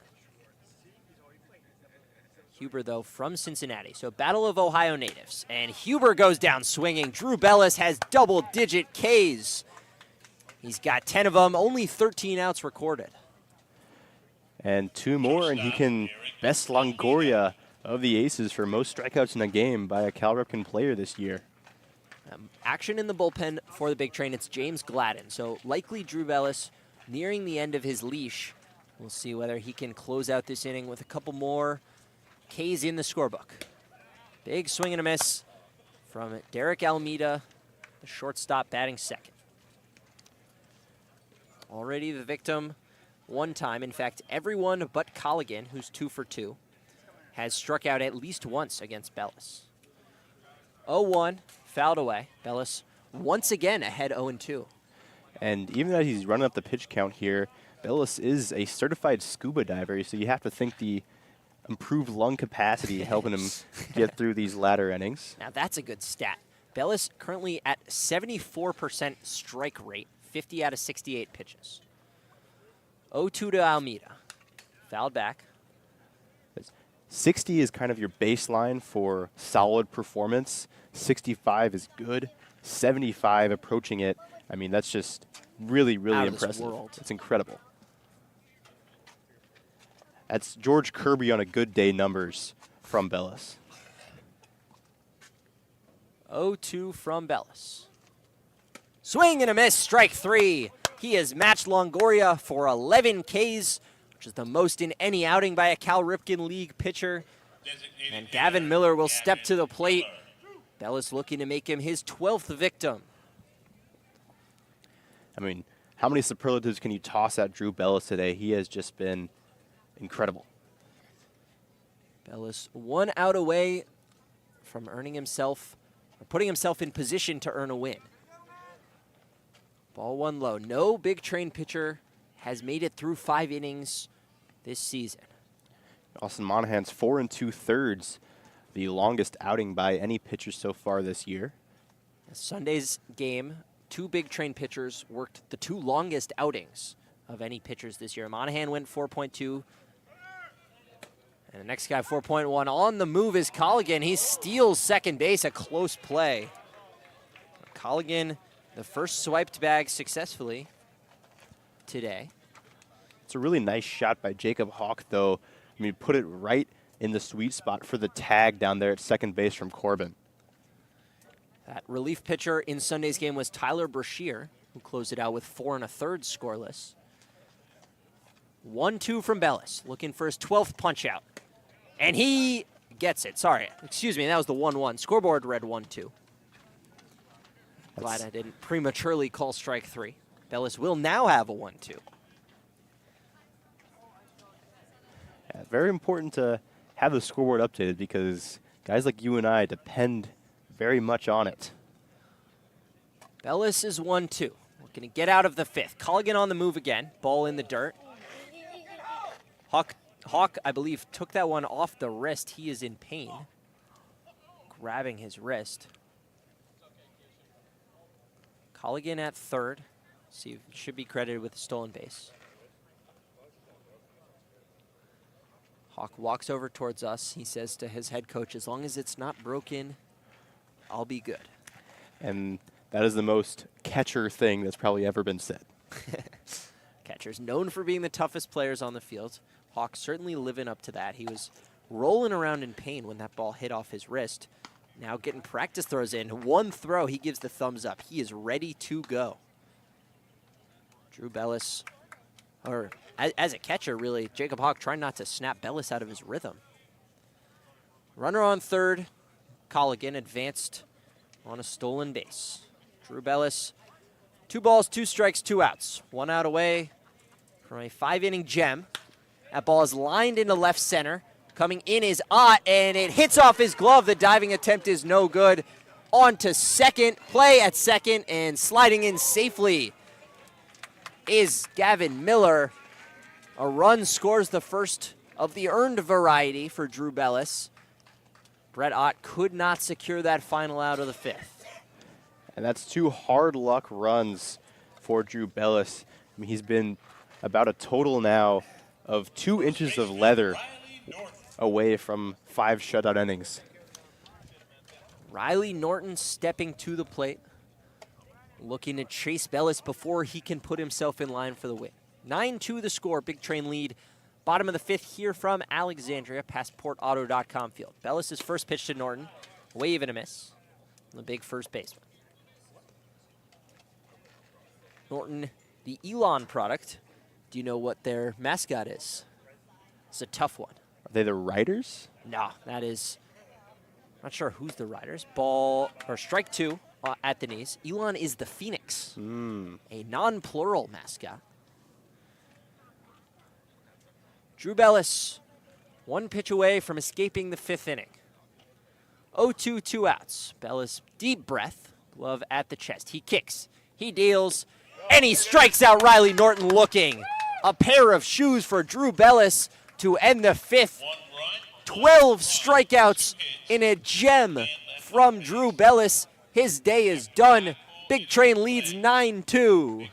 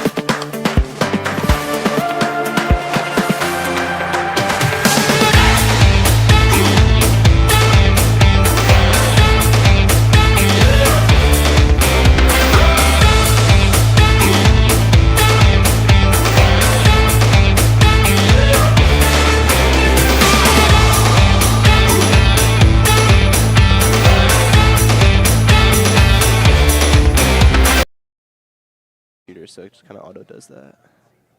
Back for the top of the 6th. Peyton Steele to lead it off. Jovan Gill still on the mound. Getting a little closer as the Aces. It's 9-2 now. They've tacked on a run in each of the last 2 half innings that they've come to bat.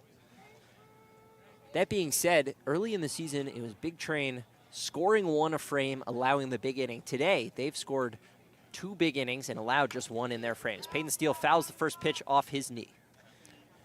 Yeah, just little bites at the apple from Alexandria on the offensive side. Got 1 in the 4th on the miscue, and then 1 last inning on a play very nearly made by Ott. An excellent effort out there in left.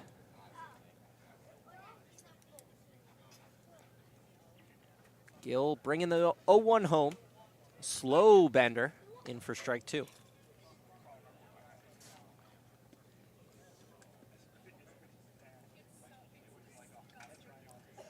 Jovan Gill, the 0-2. Kicks and deals. Popped up short right center. Tough play, and it will be caught in a diving effort from the right fielder, Colligan.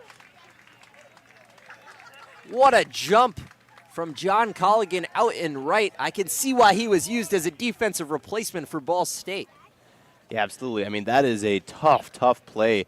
I mean, outfielders will tell you the toughest play to make is the one where you're coming straight in like that, because having to lay out when you're just running straight forward, it's so difficult to time, and Colligan did it to perfection. Logan Panett steps to the plate, looks at strike 1 over the outside corner, a curveball. So Jovan Gill has come in and settled things down, not throwing particularly hard, but has quieted the big train bats so far. Hits Logan Panett in the arm guard. A runner will be aboard with 1 away. And you know, you see why some guys wear those, because there's an awful lot of balls that go straight off the elbow guard, foul balls that go off the ankle guard that players will wear. And they're not just accoutrement for no reason. They save some elbows. Emilio Gonzalez to the plate. Emilio Gonzalez. Panett stole 4 bases in Monday's game, which is the second most that anyone has stolen this season in a single game. Big swing and a miss from Gonzalez. Foul tip, as a matter of fact. Panett staying put. Ryan Soong of the DC Grays stole 5 in 1 game. Panett 4 on Monday. That puts him at 5 for the season, which is tied for 3rd in the Cal Ripken League. Alex Peltier moving up that leaderboard with his 6th today. Gonzalez fouls away the 0-1 quickly in a hole. But Gonzalez having a nice day at the plate.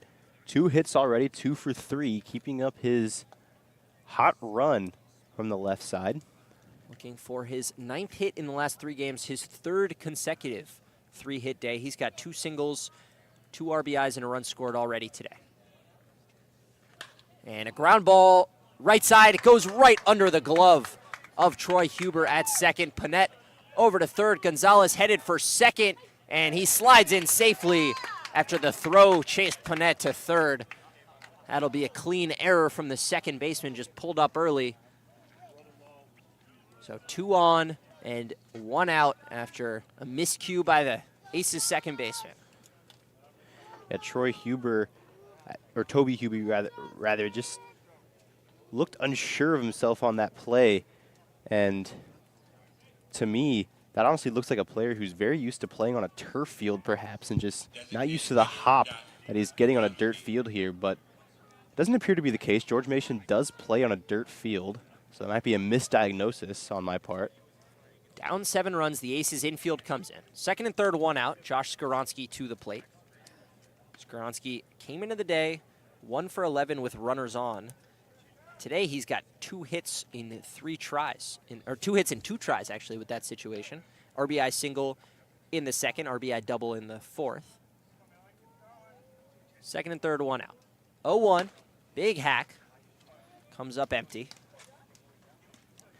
And when he's missing below the ball, just kind of dropping the bat head, trying to get a bit of extra juice on it and just cutting under.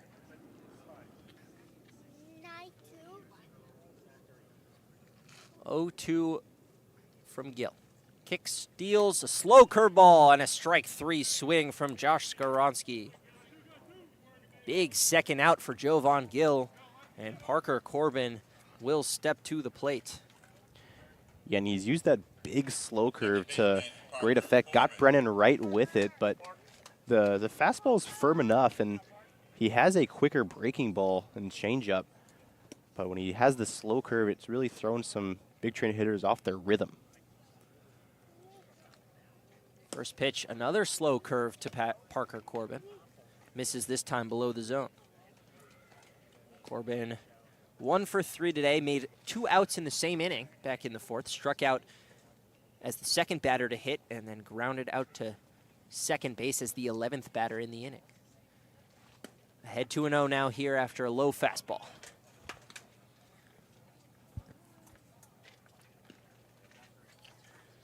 RBI double for Corbin in the second inning. His lone hit today.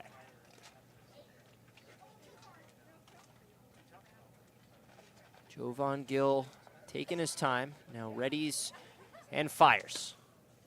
Wave and a miss from Corbin. Bit of a handsy swing from the Maryland product. I think knew he got fooled a little bit with the fastball too high. Just finished through the zone. Corbin with a hit today for his third consecutive game after being hitless in the first 4. Ball 3 in the dirt. Base open here with 2 away. Second and third, so first base unoccupied. Parker Corbin 1 ball away from heading that direction. Gill already walked 1 and hit another. Corbin trying to work his way on for his second time today. Gill has not allowed a hit yet. 3-1. Ball 4, Parker Corbin did not toss the bat until he was sure of ball 4. He heads down to first. Bases will be full for Brett Ott. Yeah, very purposefully held onto that bat for about 20 feet down the first base line until the umpire exclaimed ball 4. Corbin, a guy who likes to head down quickly, doesn't want to give the umpire time to think about it.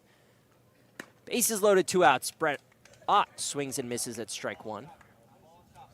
Ott got his first extra base hit of the season earlier today. Sent a double down the left field line. Big Train has crossed a couple of runs with the bases loaded. Got a hit by pitch and a walk and a 2 RBI single. All coming with the bases loaded, all in the 4th inning. Ball 1 barely snagged by Diego Pena, well up near his ear hole. Had to get out of his crouch.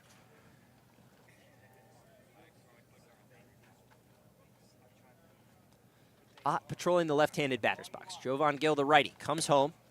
Curveball in for strike 2, inside corner. I don't know. Umpire came out of the crouch and looked like he was pointing right at me with that strike call. It's a personal one. That was personal. 1-2 to Brett Ott. Bases full, no hits in the inning. Hit by pitch, an error, and a walk. Gill trying to escape without damage. Curveball in the dirt. No bite from Brett Ott.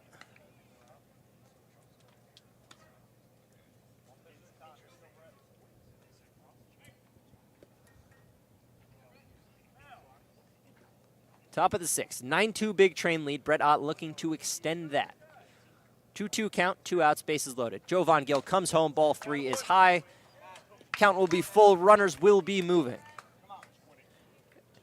And the Big Train, they've hit the ball well today, but hitless in this inning, still with the bases loaded and a chance to get into double digits once again.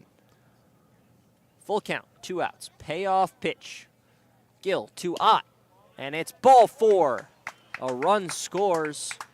The Big Train are in double digits once again. It's another RBI walk. It's 10-2. And that's one that's certainly a frustrating individual call from Gill. A pitch very close to the zone there, but only has himself to blame for getting into that situation. 2-out walk, a hit by pitch earlier in the inning, and then getting to that 3-2 count with the bases loaded. All runs this inning will be unearned because of the error. That being said, 3 free passes issued by Gill. First pitch to Hawk, way upstairs. We'll see what that swing looks like after the contact to the wrist. Jacob Hawk, 1 for 2. RBI single and a walk. Run scored and a strikeout. Lines one, maybe a broken bat, but it gets through for a base hit. Gonzalez comes home to score. Rounding and scoring is Corbin. It's a 2 RBI single for Jacob Hawk. He moves to 7 runs batted in on the season. 3 today. Big Train extend the lead. It's 12-2. And looking down at first base, I think the first base coach asked him, like, wrist feel okay on that one? And he just shook his head and said, yeah, that felt just fine. They'll feel a little bit better extending the lead to 10 runs. And nothing better than shaking off an injury with a 2 RBI single and another 2-out hit for the Big Train. What they've done today with 2 outs is pretty unbelievable. All 6 runs in that 4th inning coming with guys reaching with 2 outs. Peltier squares to bunt and pulls back. All 8 batters who reached in the fourth reached with 2 outs. All 6 runs scored with 2 outs. Today, or in the 6th, in this inning, all 3 runs have come around to score. While the Big Train were 1 out away. 12-2 the score. Big Train, their 3rd time posting 3 or more runs in an inning. Peltier gets beamed in the back. He's shaken up. He takes off the helmet. Takes a trot towards the backstop. Coach Sal coming out to chat. And he's going to be all right. Bases loaded once again for Brennan Wright. And for the 2nd time today and the 6th time in the last 3 days, the Big Train will bring 9 to hit in an inning, but it won't be against Jovan Gill. Pitching change for the Alexandria Aces. Number 33, Nate Lake, coming on, a 2025 graduate, so just finished up his high school season, committed to Shippensburg College. We'll give you his numbers when we come back. 12-2, top 6, Big Train on top.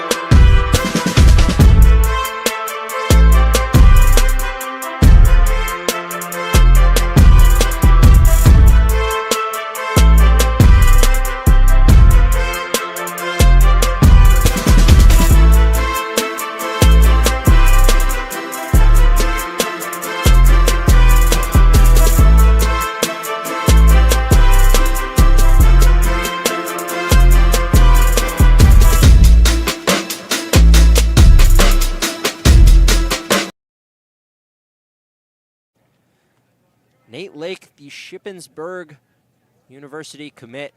1 appearance this season, 1-0 record, 3 innings pitched, 2 hits, an earned run, 2 walks, 4 strikeouts, and all 3 of those innings came in a massive high leverage situation. 3 extra innings, 10th, 11th, and 12th pitched in a 3-2 walk-off victory against the DC Grays in 12 innings. Yeah, welcome to college baseball, kid, but Lake pitched well. Brennan Wright takes strike 1. To reset the situation, it's 12-2 Big Train, top of the 6th. Bases are loaded, 2 outs. 3 runs have already crossed the plate in this inning. Brennan Wright looking to add on. And he grounds one sharply, but handled by Norton over at first. That'll do it for the Big Train half of the 6th. They tack on 3 more. It's 12-2. We go to the bottom half of the 6th and a pitching change when we come back for Bethesda.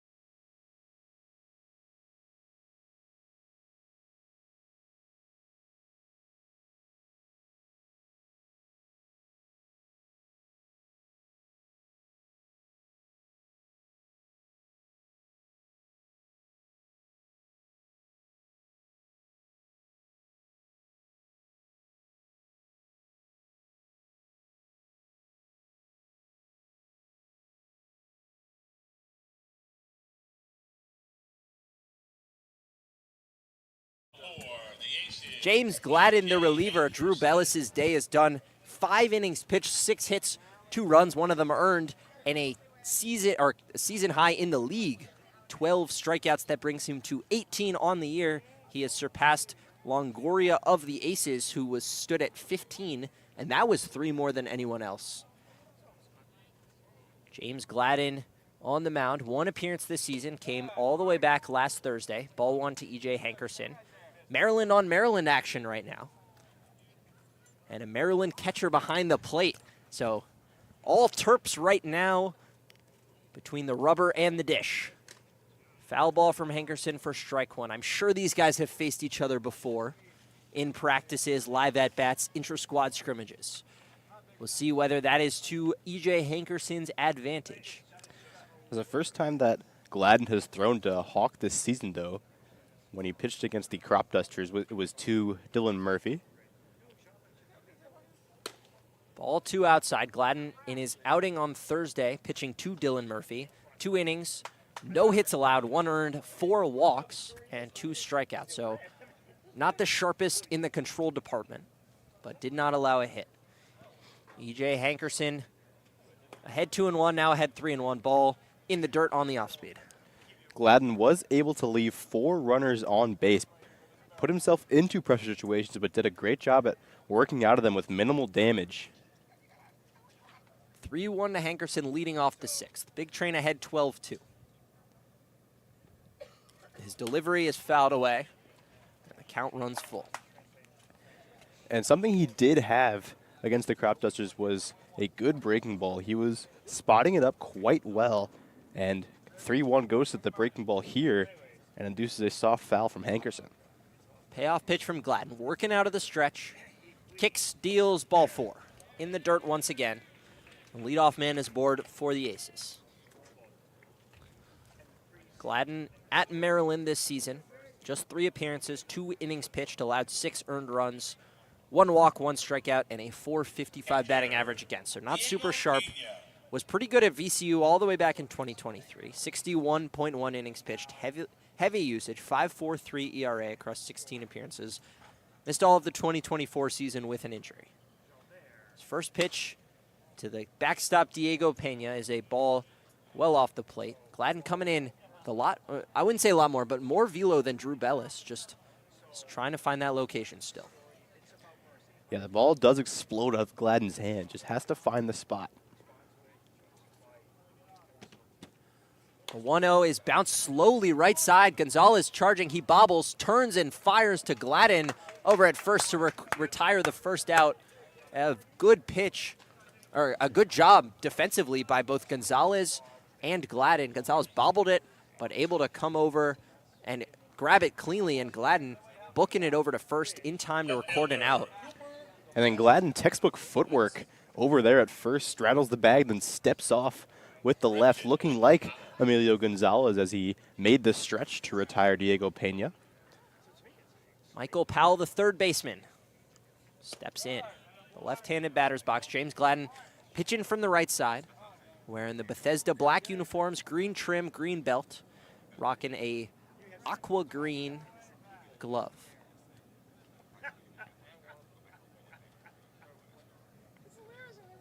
Oh, 1 from Gladden. Strike 2, a great frame by Jacob Hawk behind the dish. Yeah, I really liked the way he received that ball. Just did exactly what you were supposed to do at the bottom of the zone. Beat the ball to the spot and worked the thumb up through it and earned his pitcher a strike. Gladden watching Hankerson at second. Powell, check swing, foul ball. And with that hitting off the umpire, Hawk will go out and talk to his 2-time teammate, James Gladden. Maybe trying to settle him down. That fastball, although he did get a foul ball, was pretty high out of the zone. It just feels like he's got a live arm. Third base coach for the Aces down to talk to the home plate umpire, maybe discussing whether that was a foul ball. I don't think they can award the runner third, but Hankerson was halfway down towards third base, kind of froze because he thought it was a foul ball. We'll see what the discussion is about. Umpire headed towards us, maybe thought we had an instant replay over here, now turns around, goes back towards home plate. So, no apparent difference in the situation. Count still 0-2. Powell's still at the plate, or 1-2, excuse me. Powell's still at the plate. Hankerson's still at second. Third base coach, third base umpire. Men in arms as they walk back towards the third base bag. Michael Powell, 0-2, hole. James Gladden lifts and deals, and strike 3 outside corner. The off-speed pitch breaks in. And it's a big sweeping slider from James Gladden. He has a low 3/4 arm slot, just slings it out of there, and it takes off, and that time just froze the left-hand hitting Powell. Cooper hums to the plate. 0 for 2 today, strikeout, and a ground out to second base. Runner on second is E.J. Hankerson. Hums looking to tack on an Aces run for the third consecutive inning. First pitch is low for ball 1. And returning to the sweeper there, just dove a little bit out of the zone. Got a checked swing from Hums, but nowhere close to committing. So it's ball 1. Hankerson takes off. Gladden steps off, fires to third, and Hankerson is in a rundown. Panette charging at him. He's headed back to second, and Brennan Wright will tag him out. A good job by James Gladden to have awareness. E.J. Hankerson tried to swipe it back. The two are talking to each other. They're laughing about it. And that'll do it for the Big Train. 3 batters hit in the 6th inning for the Aces. 1 reaches, retired on the base paths. Big Train lead 12-2. We head to the 7th. Jackson will take over on the controls when we come back.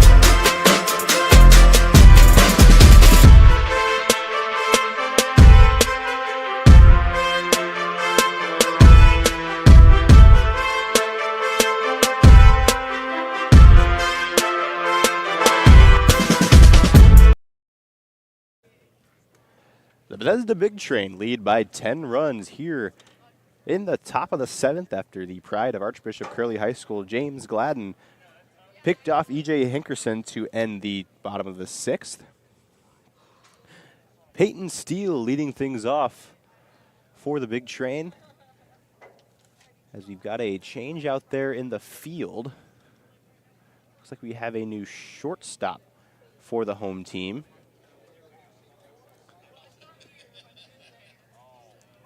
Looks like perhaps number 16, but that would be DJ Schumann, who's listed as a catcher. It's 38, and they don't have anyone on their roster listed as 38. Although I may have mistranscribed someone. Pitch is low for a strike to Steele at the knees from Nate Lake. I'm looking at my roster. I have 2 guys on here as 37 and none as 38, so I'm sure this was a mistake by me, but everyone's outside to Steele, and they're still fiddling with it on the Point Streak live site, so we'll get that update to you when we have it. As we stand, Nate Lake is delivering high once again to Peyton Steele, and the count is 3-1.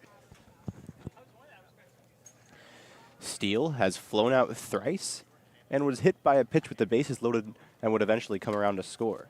That one's inside for ball 4. Peyton Steele will take a free trip to first base. Now time for Logan Panett. It's always a treat to watch him hit. Peyton Steele aboard twice for the 3rd consecutive game. No hits today. An RBI hit by pitch and now a leadoff walk. Panett swings and misses at that first pitch. Panett aboard 3 times today. Single, a walk, and a hit by pitch.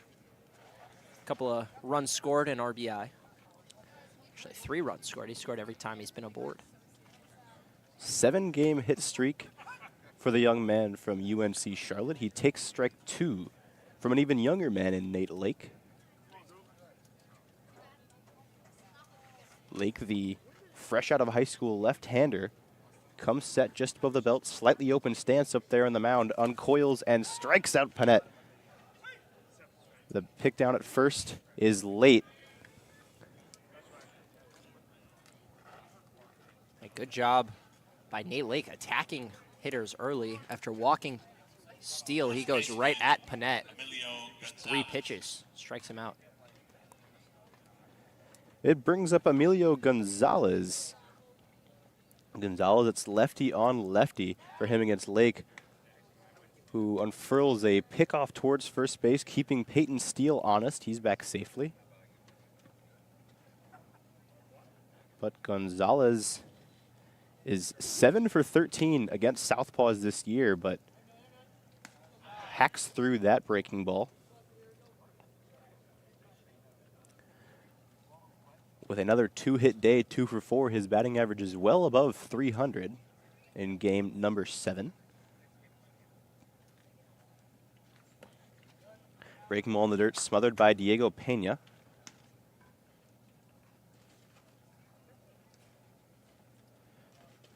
If it's any consolation, Eliav, the Aces staff doesn't appear to know who's at shortstop either. It says 39 subs for Derek Almeida. Steele takes off from first. The ground ball is through the right side. Steele slides into second, and he has to stay put there. But it's a 3rd consecutive 3-hit day for the FAU Owl, Emilio Gonzalez. On the broadcast on Sunday, Quincy and I, our 3rd broadcaster, were talking about how the day off may have ignited him. He got a hit, he got 2 hits, he had 3 hits. Just like that, he's got 9 hits in his last 3 days after just 1 in the first 3.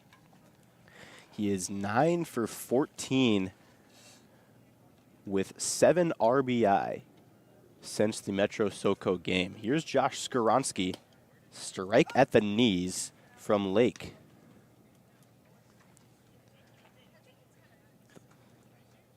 Lake has to contend with the runners at first and second. Just 1 out in the inning. That was a strikeout of Panett. Skoronsky takes a pitch low. Nice block by Pena to keep the runners planted.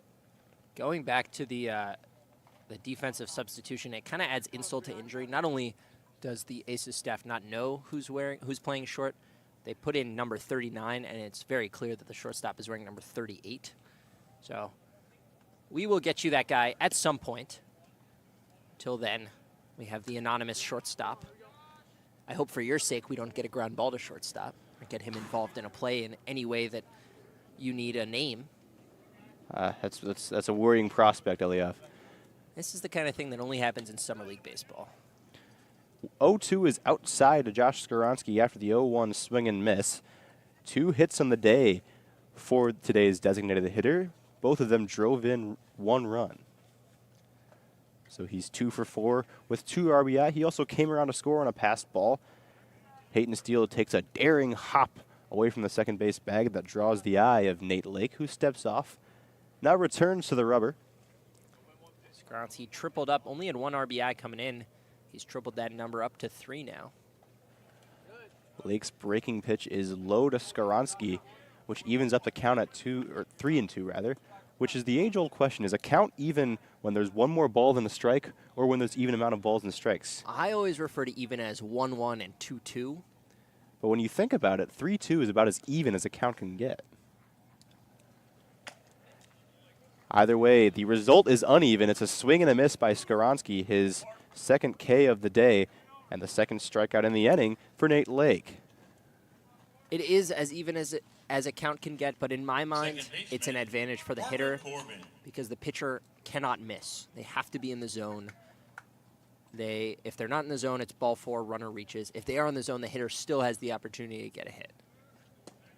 Pitch is low. Steele taking off towards third. Throw the tag, not in time.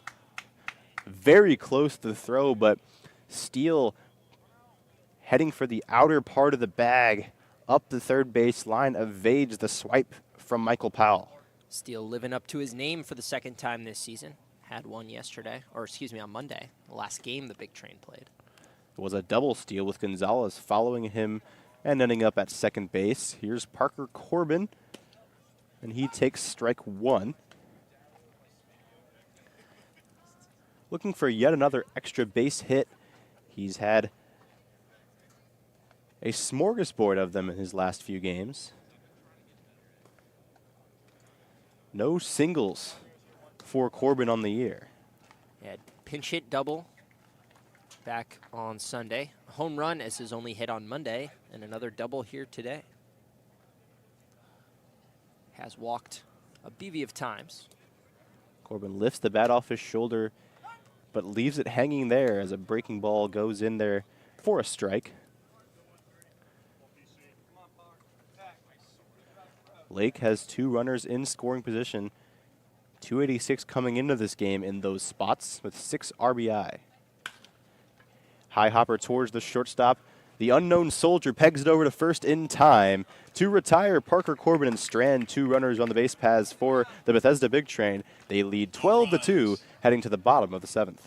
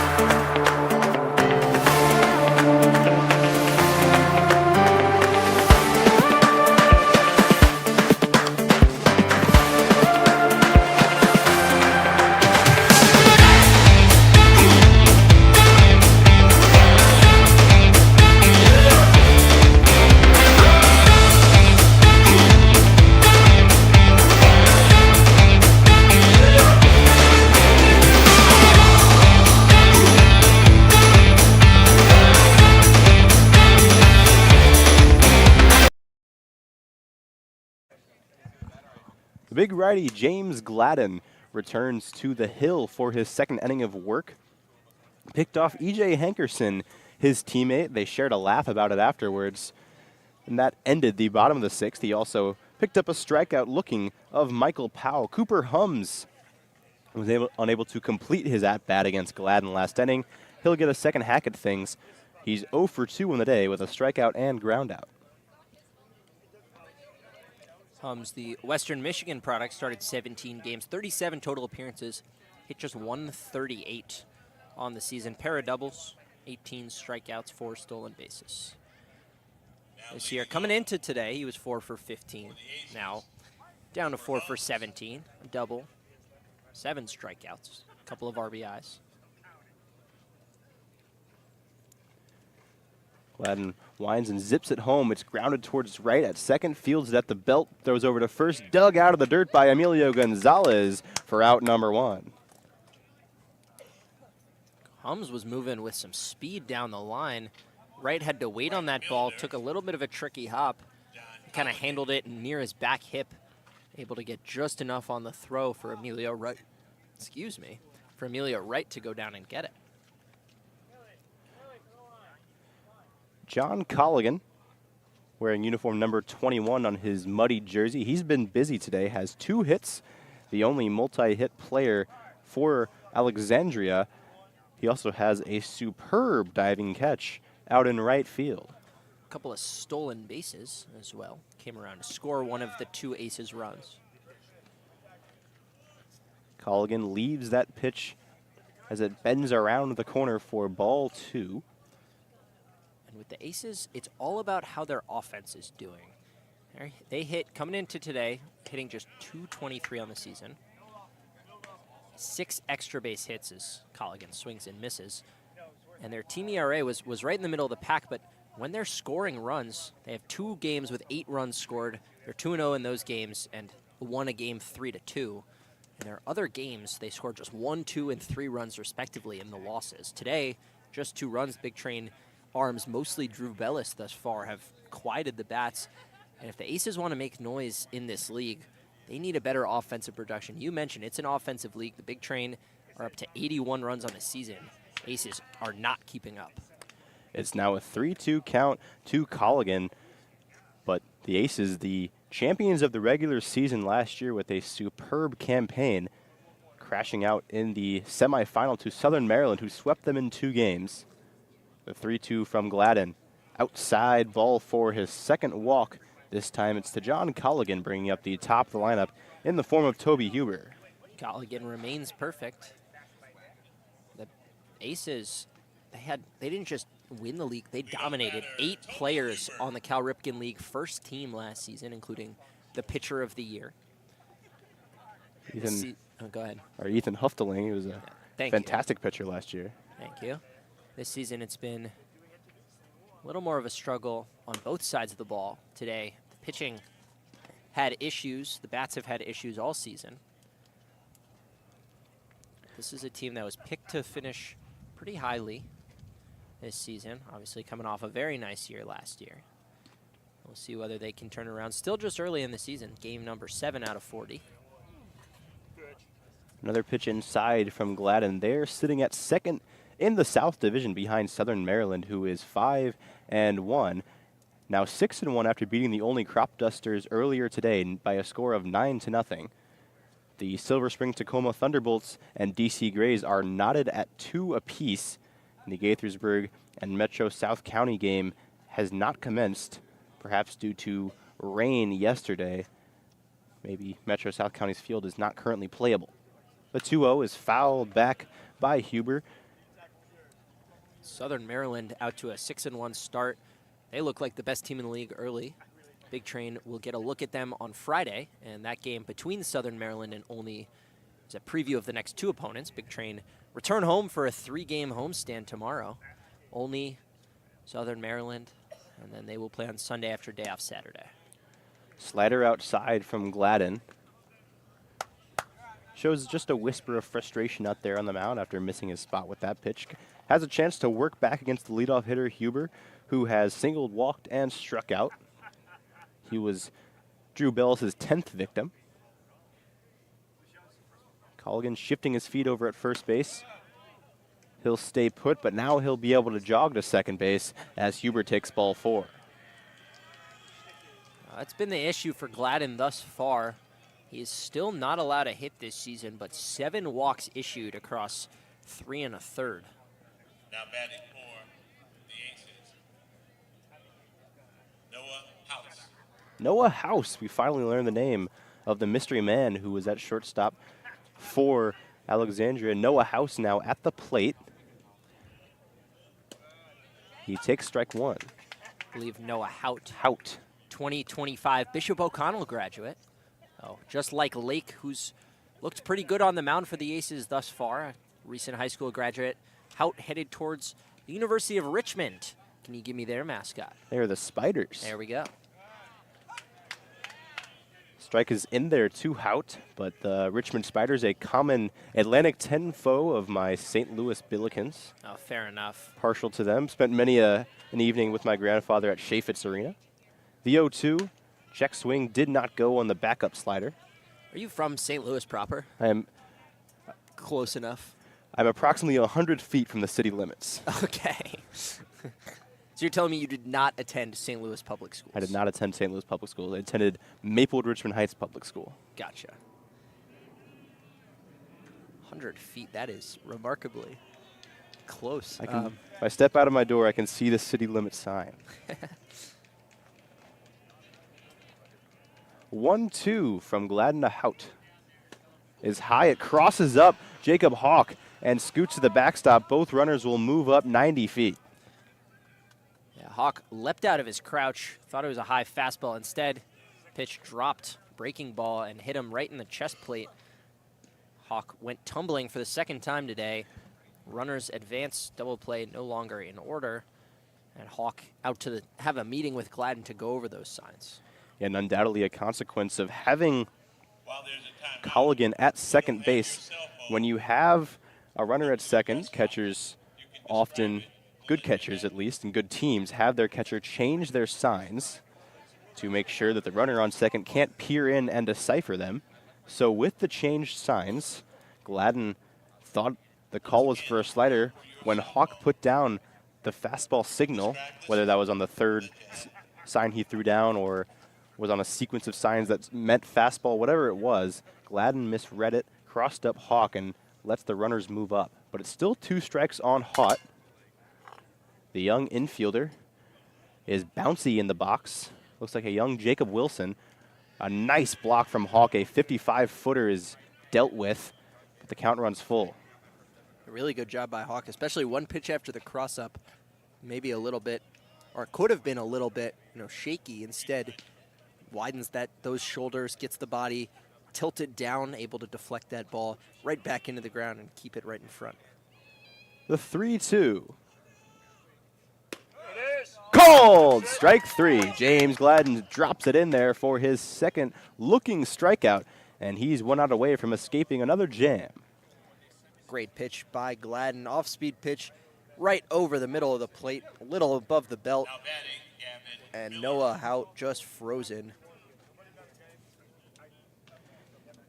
Gavin Miller, the designated hitter. He takes strike 1. That breaking ball has been sharp for Gladden today. The only time it's hurt him is when Hawk didn't know it was coming. Miller leans slightly on his back leg. He kicks and fouls it off of his foot, then his chest. Then it spins on over to his team's dugout. Gladden now 1 pitch away from getting out of the 7th inning. One of my favorite sayings is they don't ask how, they ask how many. And James Gladden has allowed just 1 run in his 2 outings so far, and he's 1 out away from keeping it that way. 1 pitch away. The 0-2. Bends back Gavin Miller to avoid the high cheese. So it's now 1-2.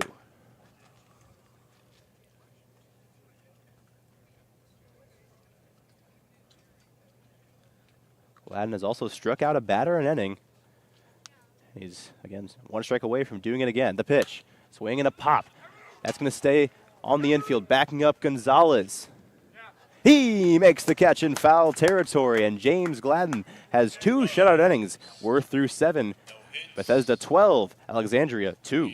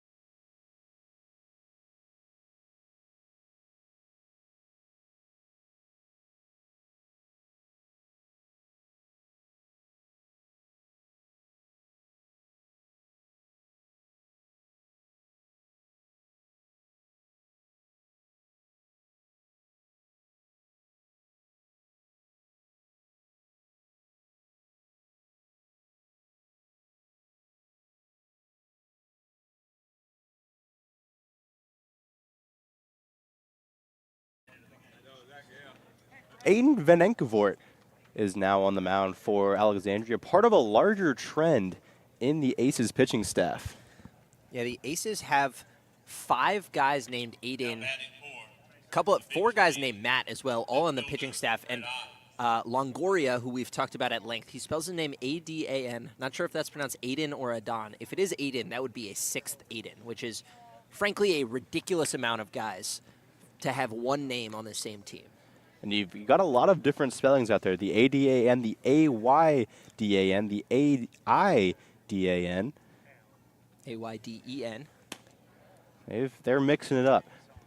This one is Van Enkevoort, the right-handed pitcher, is facing Brett Ott. Ott is 1 for 3 with a double, an RBI, and a run. Pitch is just low to him. The left-handed hitter from Sacramento State is ahead 3-0. Van Enkevoort in Grand Valley State Junior, entering his last season in college baseball. Strike one called. Cuts off the outer corner. A true two-way player for Grand Valley State. He's started 136 times on the offensive side, 446 at-bats, 753 OPS, 16 appearances on the mound in his career, 4.30 ERA. This appearance on the mound starts inauspiciously as he walks Brett Ott, his 2nd straight base on balls, the outfielder. Now Jacob Hawk, who's had an eventful day, Eliab. Yeah, Jacob Hawk has two singles, 3 RBIs, a walk. He's scored, he's struck out. He has taken a ball off the wrist when he looked to be in serious pain. He has cut down a runner stealing, and he has gotten crossed up. And he has singled once again, drops it into center field. 3-hit day for Jacob Hawk. And Jacob Hawk last time took one off the wrist, came out and hit a 2 RBI single the next half inning. This time gets crossed up, goes tumbling once again, comes out and hits another single. So Jacob Hawk learning how to bounce back in real time. Jacob Hawk becomes the 6th Big Train player to pick up 3 hits in a game. The other most recent one was Emilio Gonzalez today. Half of those 3-hit games belong to Emilio Gonzalez in the last 3 contests. Here's Peltier. He takes a pitch low. Peltier is also on that 3-hit list. Went 3 for 5 against the Braves. I believe Brennan Wright has one, and I'm not sure who has the last one. You tell me. Logan Panett. Oh, of course. Van Enkevoort reels it across the knees for strike one. Would not be surprised to see a Peltier bunt here. Powell is shaded just beyond the grass at third base, but he's playing a bit off the line. First and second, nobody out, and Peltier, if he's bunting, it's always for a hit. He'll leave it here. It scoots between the legs of Pena and won't need a bunt to move these runners forward. 2 guys in scoring position now for the Pirate. A wild pitch. Could have been a pass ball from Van Enkevoort. It was in the dirt, but went right between the wickets of the catcher Pena. And Alex Peltier reached in each of the 4th, 5th, and 6th innings. 3 different ways, single, walk, and a hit by pitch. This one is swung on and missed, 2-2.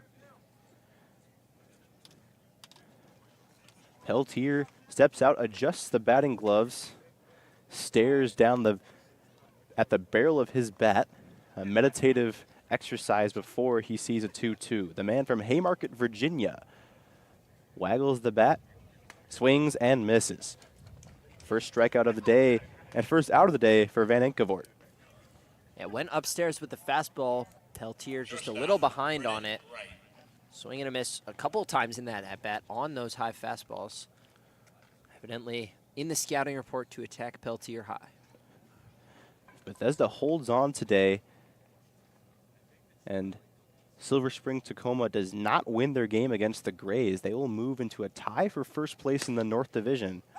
Brennan Wright takes strike one as the Crop Dusters, who were previously on top at 4-2, lost to Southern Maryland. They're at 4-3 now. Silver Spring entered today at 3-2. They're tied with the Grays. And Bethesda looking to move to 4-3. They can work through the final 2 home innings unscathed. Swing and a miss by Wright.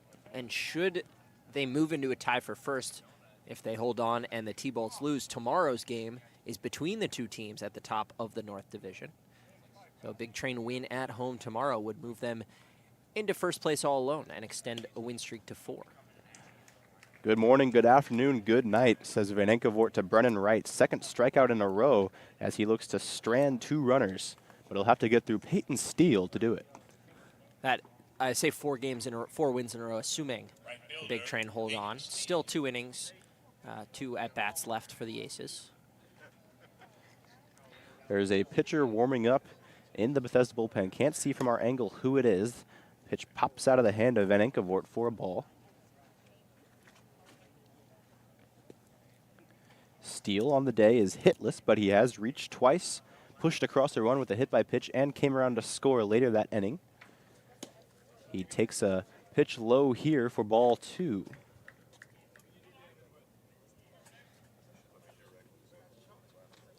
Warming in the bullpen is Trevor Orth, who's got one appearance this season. He's part of the Big Train last year. Was part of the Big Train intern team at the beginning of last year. Moved his way eventually onto the mound and pitched very, very well. We'll give you the rundown on him when he comes in the bottom half of this inning. In the meantime, it's all Peyton Steele. The 2-1 to the product of the college in Tuscaloosa, swings and misses. Steele hitless today. He's been on twice at the plate for the 6th time. Steele stands stock still in the box until the pitch comes. No fiddling around with the feet from the Alabama product. He fouls it off, and the at-bat continues. He and Wright, interesting. The Big Train, 12 runs. The 2 guys smack in the middle of the lineup. Brennan Wright is 0 for 5 in the 2 spot. Peyton Steele 0 for 3 in the 3 spot. And 1 strike away from being retired for the 4th time. Vanenkavort kicks, delivers. Check swing, did he go? Yes, he did. The ball kicks away, though, from the catcher, Pena, who throws to first. Steele stayed put at home too long. 3 straight strikeouts from Vanenkavort to rally after letting the first 2 runners reach base. It is still 12-2 as we head to the bottom of the 8th.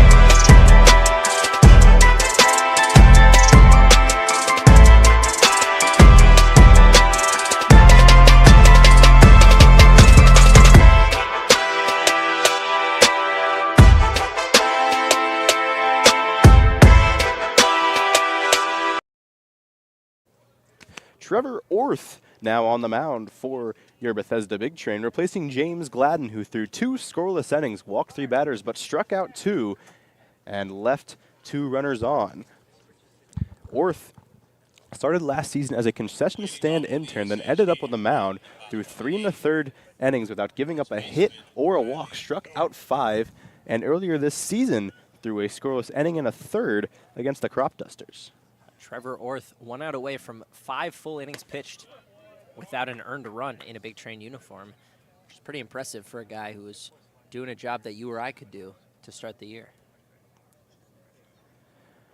The pitch is blown by Riley Norton. Back-to-back fastballs that have snuck past the cleanup hitter. Norton has had a rough start to his year. Yeah, Norton this season, coming into today, 1 for 13 as he fouls one off today. 0 for 3, 3 strikeouts. So that brings him to 1 for 16 on the year with 12 punchouts.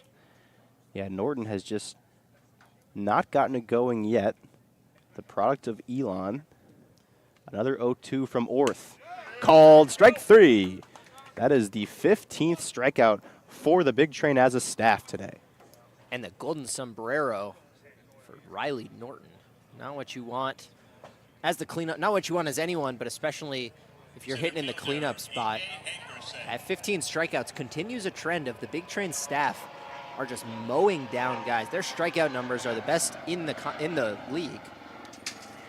The Aces came into this game at second in the league in strikeouts. They have punched out 11 Big Train hitters today, but the Bethesda men have bettered that by 4 and will maintain their hold on the top spot in that category. The 1-0 is inside to E.J. Hankerson. The Terp has singled and scored, walked, and made a handful of plays out there in center field.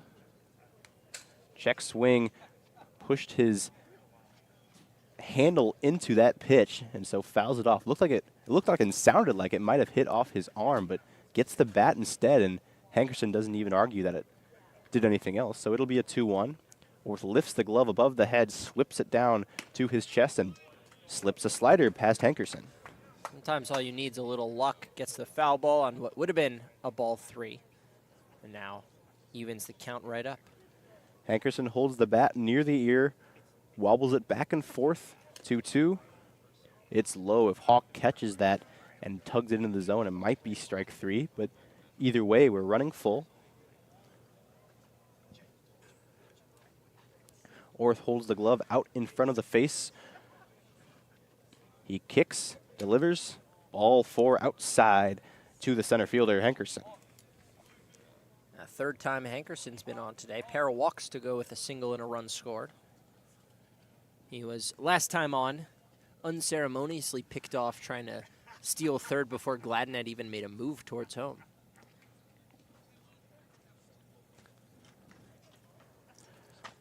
Orth checks over to first base where Hankerson stands. He now kicks and throws a pitch, gets a big check swing from Diego Pena. He crossed the plane for strike 1, or so rules our first base umpire. And go ahead. For Trevor Orth, we talked about coming out of the concession stand to come on and be perfect through 10 outs with the Big Train. 2023 pitched in the Cal Ripken League with the Metro South County Braves, pitched to a 17.28 ERA. So the growth that he's shown across from 2023 to last year and continuing on so far this year in his limited appearances is remarkable to see. Yeah, he's been a very effective pitcher for Division III Roanoke College as well throughout the last 2 campaigns. Had a sub-3 ERA in 2024. And a 120 batting average against that season. Regressed a little this year, but still a 5-1 record, a save, and a 4.65 ERA across 31 innings. That pitch from Orth to Pena is high. Pena and Orth on equal footing at 2 balls and 2 strikes. The delivery from the stretch of Orth. Inside, twisting away from the pitch is Pena. 0 for 3 on the day with 2 strikeouts and a ground out. Orth has left the last few of his fastballs that have been out of the zone have all been up. Needs to pull down a little more and bring it back towards the knees. The pitch. Fastball in the zone, popped up towards the right side in foul territory. Gonzalez heading over, and he makes the catch in front of the chain link fencing for out number 2. Second time that an Aces batter has popped one over that way. Gonzalez showing off a little bit of range. First baseman. First baseman, part of a team that after one error today, at least one error that we've charged, the official scoring never charged the error on the odd play over at first base in the 4th. If they don't charge that error ever, it'll still be just 5 errors in the season for Bethesda at this point. Got to imagine, I mean, well, I don't know what the appeal process / change process is for a play like that, but certainly looked like an error to us. Guys don't score from first on an infield single, and that's what happened. Right now, they're charging Bellis with an earned run for that situation. Michael Powell gets caught on the back arm.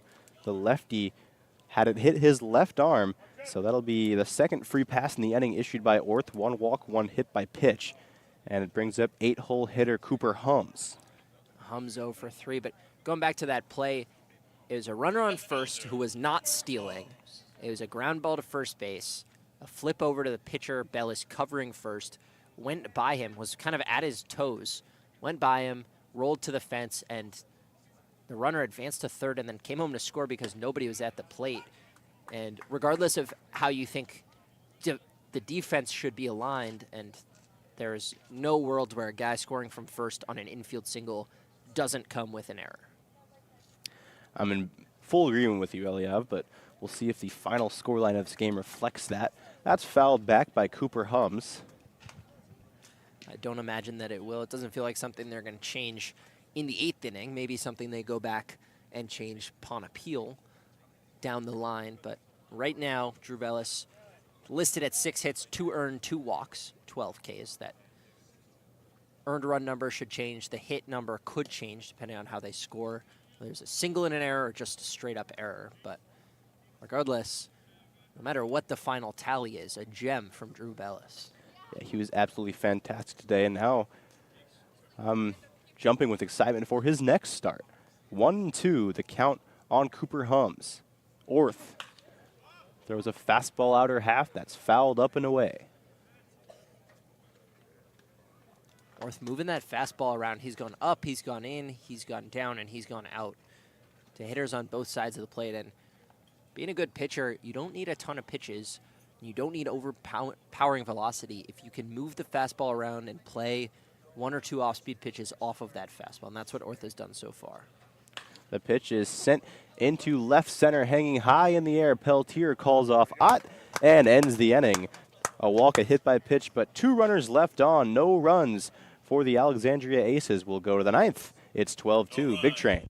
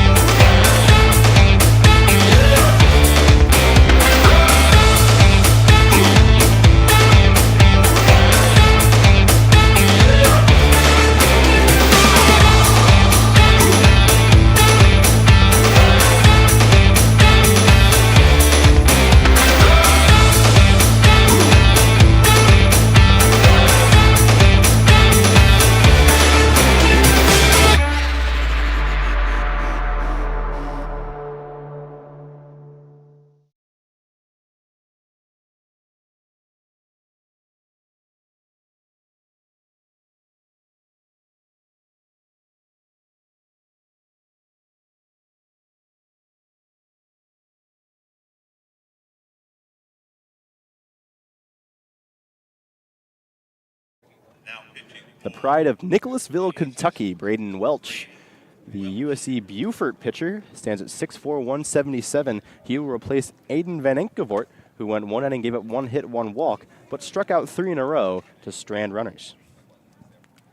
Welch At the University of South Carolina, Buford, 11 appearances, 7 innings, 12.86 ERA, 4.24 the batting average against this season.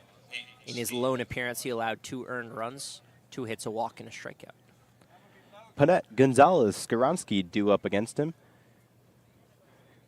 Night sky above us is black, the only light, the stadium lighting above Frank Mann Field. It's a 10-run Big Train lead as they look to pick up their 3rd consecutive victory. It was ball 1 to Panette. The second pitch is grounded to the right side, backhanded there by Haught. The throw is high. It's grabbed by Norton. He can't get down to the base in time. Panette is safe at first. E6 will be charged to Hout over there at short. Panette on for the 4th time today. And it was much the same for Panette yesterday. Just had 1 hit, but reached on there and walked 3 times, always finding a way on base. He's scored 3 times today. And it brings up Emilio Gonzalez. 3 hits already in the day for Gonzalez for the 3rd consecutive day, in case we haven't said that enough. Gonzalez looking to become the first Bethesda player to pick up 4 hits in a game. A couple of his hits were strong on the pull side, which is the first time that's happened this season. Hadn't pulled one to the right of the second baseman, whether ground ball or line drive, all season for actually in any capacity, hit or out, and has done it 3 times here today. Gonzalez, slight movement of the bat with his hands, and he takes a strike from Welch. Gonzalez, 2 runs, 2 RBIs to go with his 3-hit day, and a stolen base. It was on the back end of a double steal, but still padding those numbers, the big guy racking up an SB. Gonzalez takes the ball outside, an off-speed pitch from Braden Welch.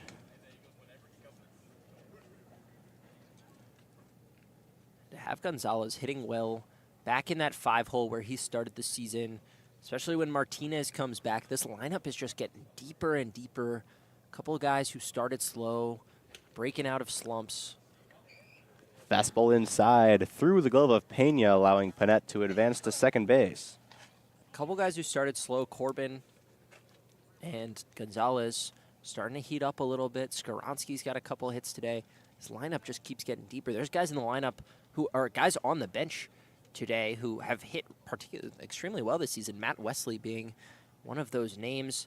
Martinez obviously out with an injury. Dylan Murphy and Jacob Hawk, an elite catching tandem. So there are so many options for head coach Sal Colangelo to go to. Gonzalez fouls it off.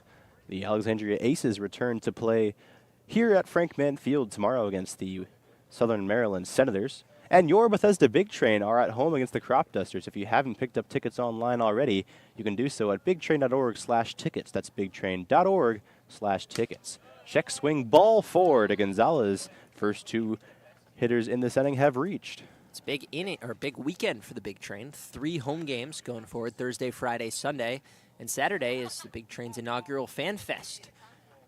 Come on out to Shirley Povich Field, meet the players, meet the staff, get some autographs. A lot of cool stuff going on Saturday. That should be a whale of a time. You don't want to miss it. So, again, Alekuelia, be sure to come out to Shirley Povich Field on Saturday. Swinging a line drive down the right field line. That ball is foul. Yeah, tough to tell from our angle, but runners all held up. That was, if that gets down in fair territory, destined for extra bases. Maybe not 2 RBIs with Gonzalez speed chasing Panette, but certainly another extra base hit for Skaronski, who's already ripped one down the right field line for an RBI double. Has an RBI single to go with it. Temperature has cooled to a perfectly pleasant 75 degrees here in the 9th inning. The pitch from Welch is high for a ball to Skaronski.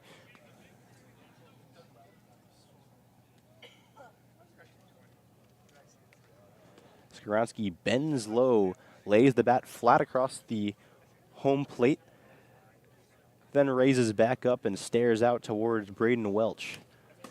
The right-hander induces a foul ball back to the green padding behind home plate. The American flag out in center field hangs limp. It's a perfectly still early summer night. Well, I suppose by mere technicality, we're not in summer yet, but I count June as summer. Feels like summer, certainly. Temperature running up near 90 degrees today. Welch, that's a pop fly from Skoronsky behind second base, backing up and making the catch is Toby Huber. Yeah, Skoronsky unhappy with that swing, spiked the bat on his way down to first base. Definitely wants that swing back, but Parker Corbin is looking for his second hit of the day. He's 1 for 4. Nothing frustrates a power hitter like a pop-up, because a strikeout, at least you probably didn't get cheated. You might have taken an ace swing at a fastball and just came up empty, but a pop-up means you got cheated a little bit. We know Skoronsky's a power bat. First pitch to Corbin, who's shown his power bona fides, is a ball. Especially Skoronsky, I'm sure, extra frustrated because he came up about 4 feet to the right of a second extra base hit on the day. Even more frustrating when that happens and then you can't get a second good swing off. This 2-hit day for Josh Skoronsky is his second of the season. Parker Corbin is 1 for 4 with a walk, a run, and an RBI. A second inning double. He takes a pitch outside for ball 3. Corbin's worked a bunch of walks this season. Already has 6 on the year, which is more than his amount of strikeouts, actually equal his strikeouts.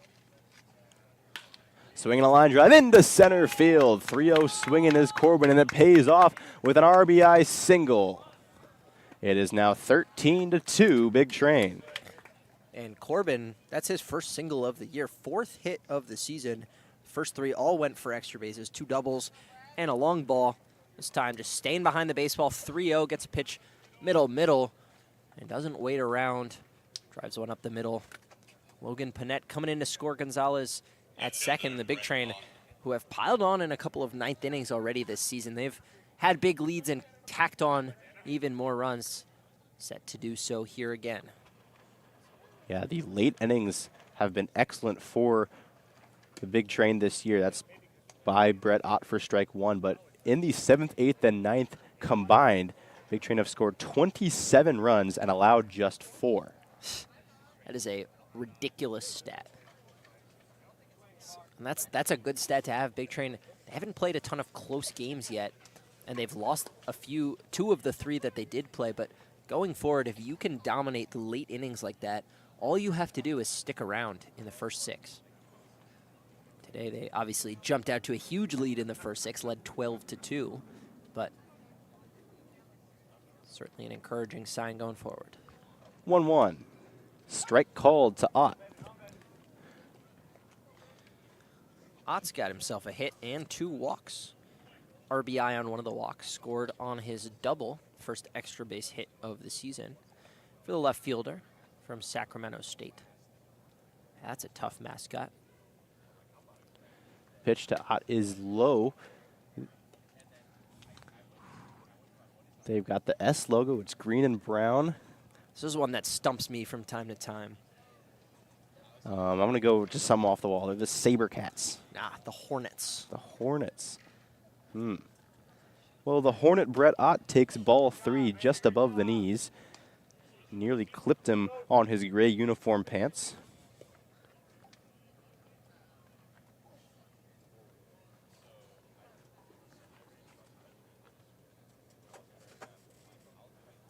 Ott faces the 3-2. Ball 4. Second walk in the inning from Braden Welch, and the bases are loaded for Jacob Hawk. And the bases loaded has been a theme today for the Big Train. They have loaded the bases in 3 different innings today. And now Jacob Hawk, who already has a ton of RBIs, 3 hits, 3 RBIs on the day, walked, so he's been aboard 4 times, and he's got a chance to continue his hot streak. Pitch to Hawk. Plunks him. hit him right in the arm, and he'll probably need that day off tomorrow. Hawk been working hard. He pushes across another run in a painful fashion. Yeah, I mean, we talked about last time he came up, it was a really eventful day for him. Now it's only gotten more so. Picked up a third single, now an RBI HBP, his fourth ribby of the game. And they're going to go out and chat with Braden Welch, who's had a tough outing today. Of the 6 batters he's faced, 5 of them have reached in some form or fashion 3 different ways that the Big Train have reached base. Error, walk, hit by pitch, and single. That's not to correct your math, but that's actually 4 different ways, not 3, like you said. You'd be correct. Would you believe I'm a statistics major? It's funny, you and Quincy are both math majors, and yet I've now corrected each of you on some pretty basic math coming from a journalism major. The counting is what eludes me. Counting's the only thing I can do, so. Taken 2 math classes in my time in college. Did not enjoy either one. Alex Peltier takes strike 1. I've taken about 7 or 8 math or stats classes by this point. Haven't enjoyed most of them, but we keep on trucking. At least you're getting a degree. That's what's important. The 0-1 to Peltier is in at the knees for a strike. He kicks the dirt in frustration and thinks he's a pitch he might have done something with. Peltier with his 7th plate appearance today across 9 innings. Only innings he did not step to the plate, the 3rd and the 7th. It's the 2nd straight game in which he's come to the plate 7 times. He swings and misses. 3rd strikeout of the day by Peltier. And it brings up Brennan Wright. And if Brennan Wright can find a way on, that'll mark the 4th inning where the Big Train have batted 9. Peyton Steele on deck, the only other man to not step to the box here in the 9th. Wright hitless on the day. He's only gone hitless in 1 game. He takes ball 1 high.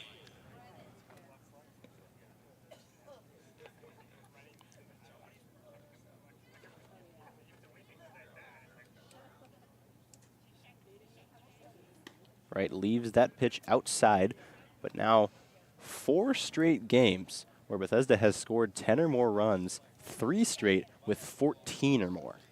And they lost the first of those, a 11-10 heartbreaker to the Gaithersburg Giants, but since then a 14-4 win, a 21-8 win, and lead 14-2 in the 9th today. So not just wins, but wins in dominant fashion where the offense is working, the pitching is working. 21-8, you can debate that, but most of those runs were scored after the cushion was already pretty large.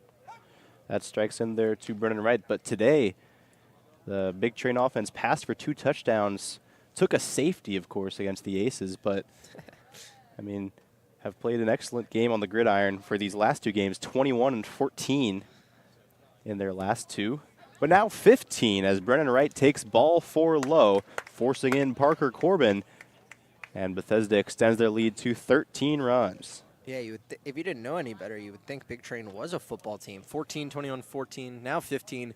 But a single would put him at 17, which is perfectly normal football score. Peyton Steele looking to provide the return to football. I'm sure he's a big fan as he attends Alabama, perhaps the football school. The Crimson Tide man takes strike 1, a slider from Braden Welch.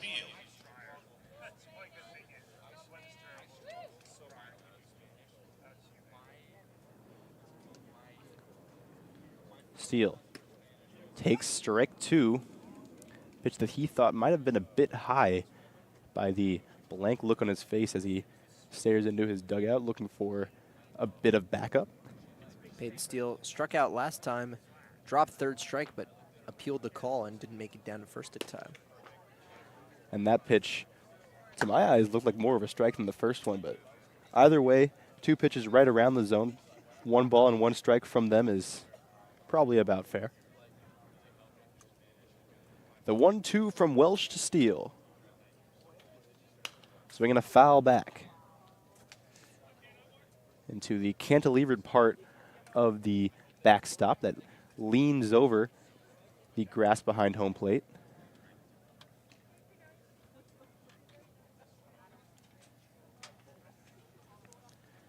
Steele looking for his first hit of the day. Won't get it. Swings and misses for the second straight plate appearance. And the Big Train are set down after scoring 3 runs on just 1 hit. They leave the bases loaded, but they lead by 13 as we go to the bottom of the 9th.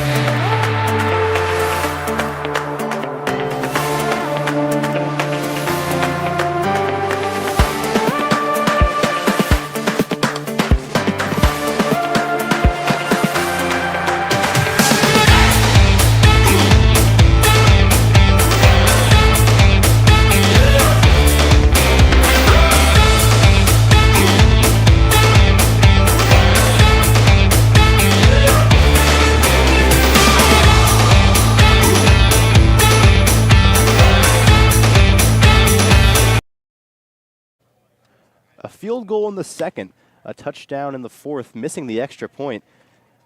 2 more insurance field goals in the 6th and 9th have the Big Train football team up 15-2. The Aces tacking on. We're playing Canadian football rules. A pair of rouges. And you kick it through the uprights on a punt or kickoff, I believe, is how you pick up a rouge. Or I think if you miss a field goal, but it goes out the back of the end zone, I think you also get credit with a point for that. Certainly in some situations that's the case, maybe not in all of them. Well, by CFL rules, the Big Train lead 15-2 in tonight's football game.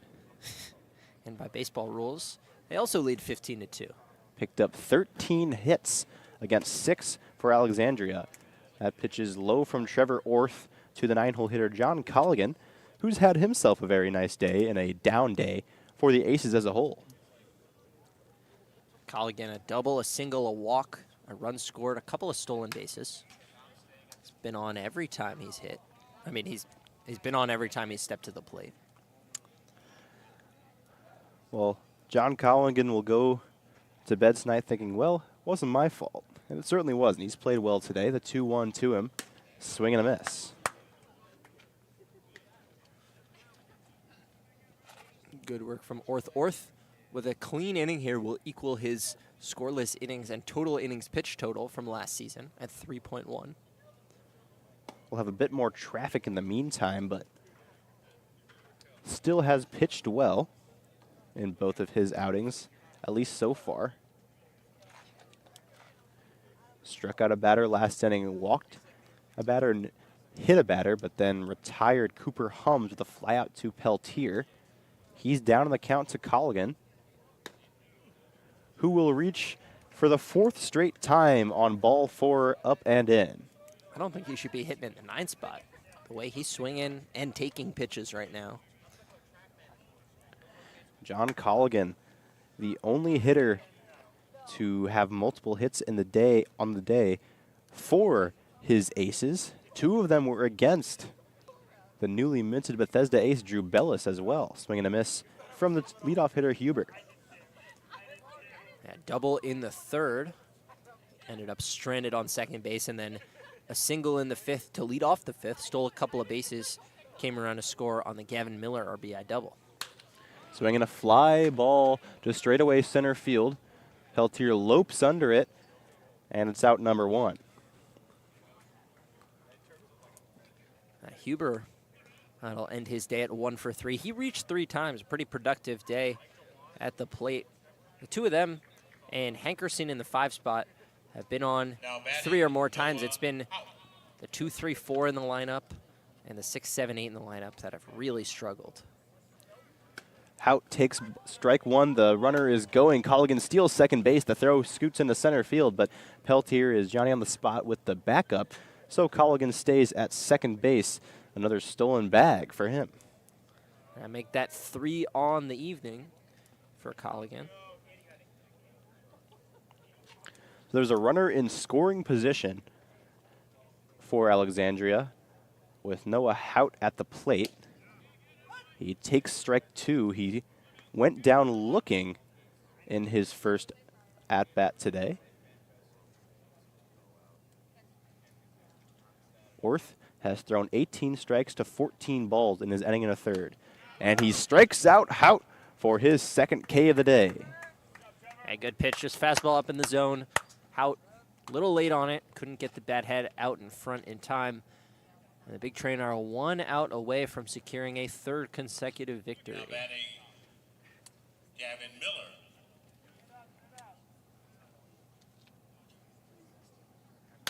Swinging a line drive foul into the Bethesda bullpen for strike 1.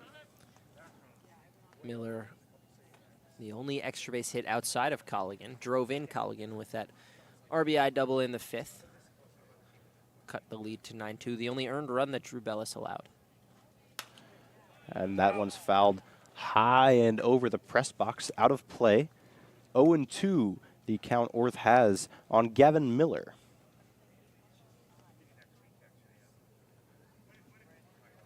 Orth holds the ball in his glove, gets the sign, now goes in to get it. The 0-2. Swinging a line drive into left center field. Ott moving over, has to field on a hop. Rounding third and scoring is John Colligan. The throw goes into second to hold Gavin Miller at first with an RBI single. It's 15-3. Good piece of hitting. Hit that ball on the button towards left field. Thought it might hang up long enough for Brett Ott to come in and make the play. Instead drops in front. Now the Aces a clean field goal, although coming in 3 different innings, so not quite to the same effect as the Big Train's 3 spots in the 2nd, 6th, and 9th. Riley Norton up. He's got the golden sombrero, trying to avoid upgrading it to platinum. He fouls it back for strike 1. A tough day at the plate for the Elon Phoenix. 4 strikeouts. Not part of the immaculate inning that should not go overlooked today. Drew Bellis' second inning, not second immaculate inning.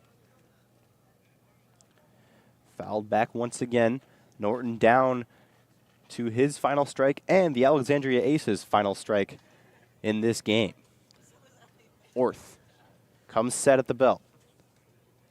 The kick, the fire. Swing and a miss.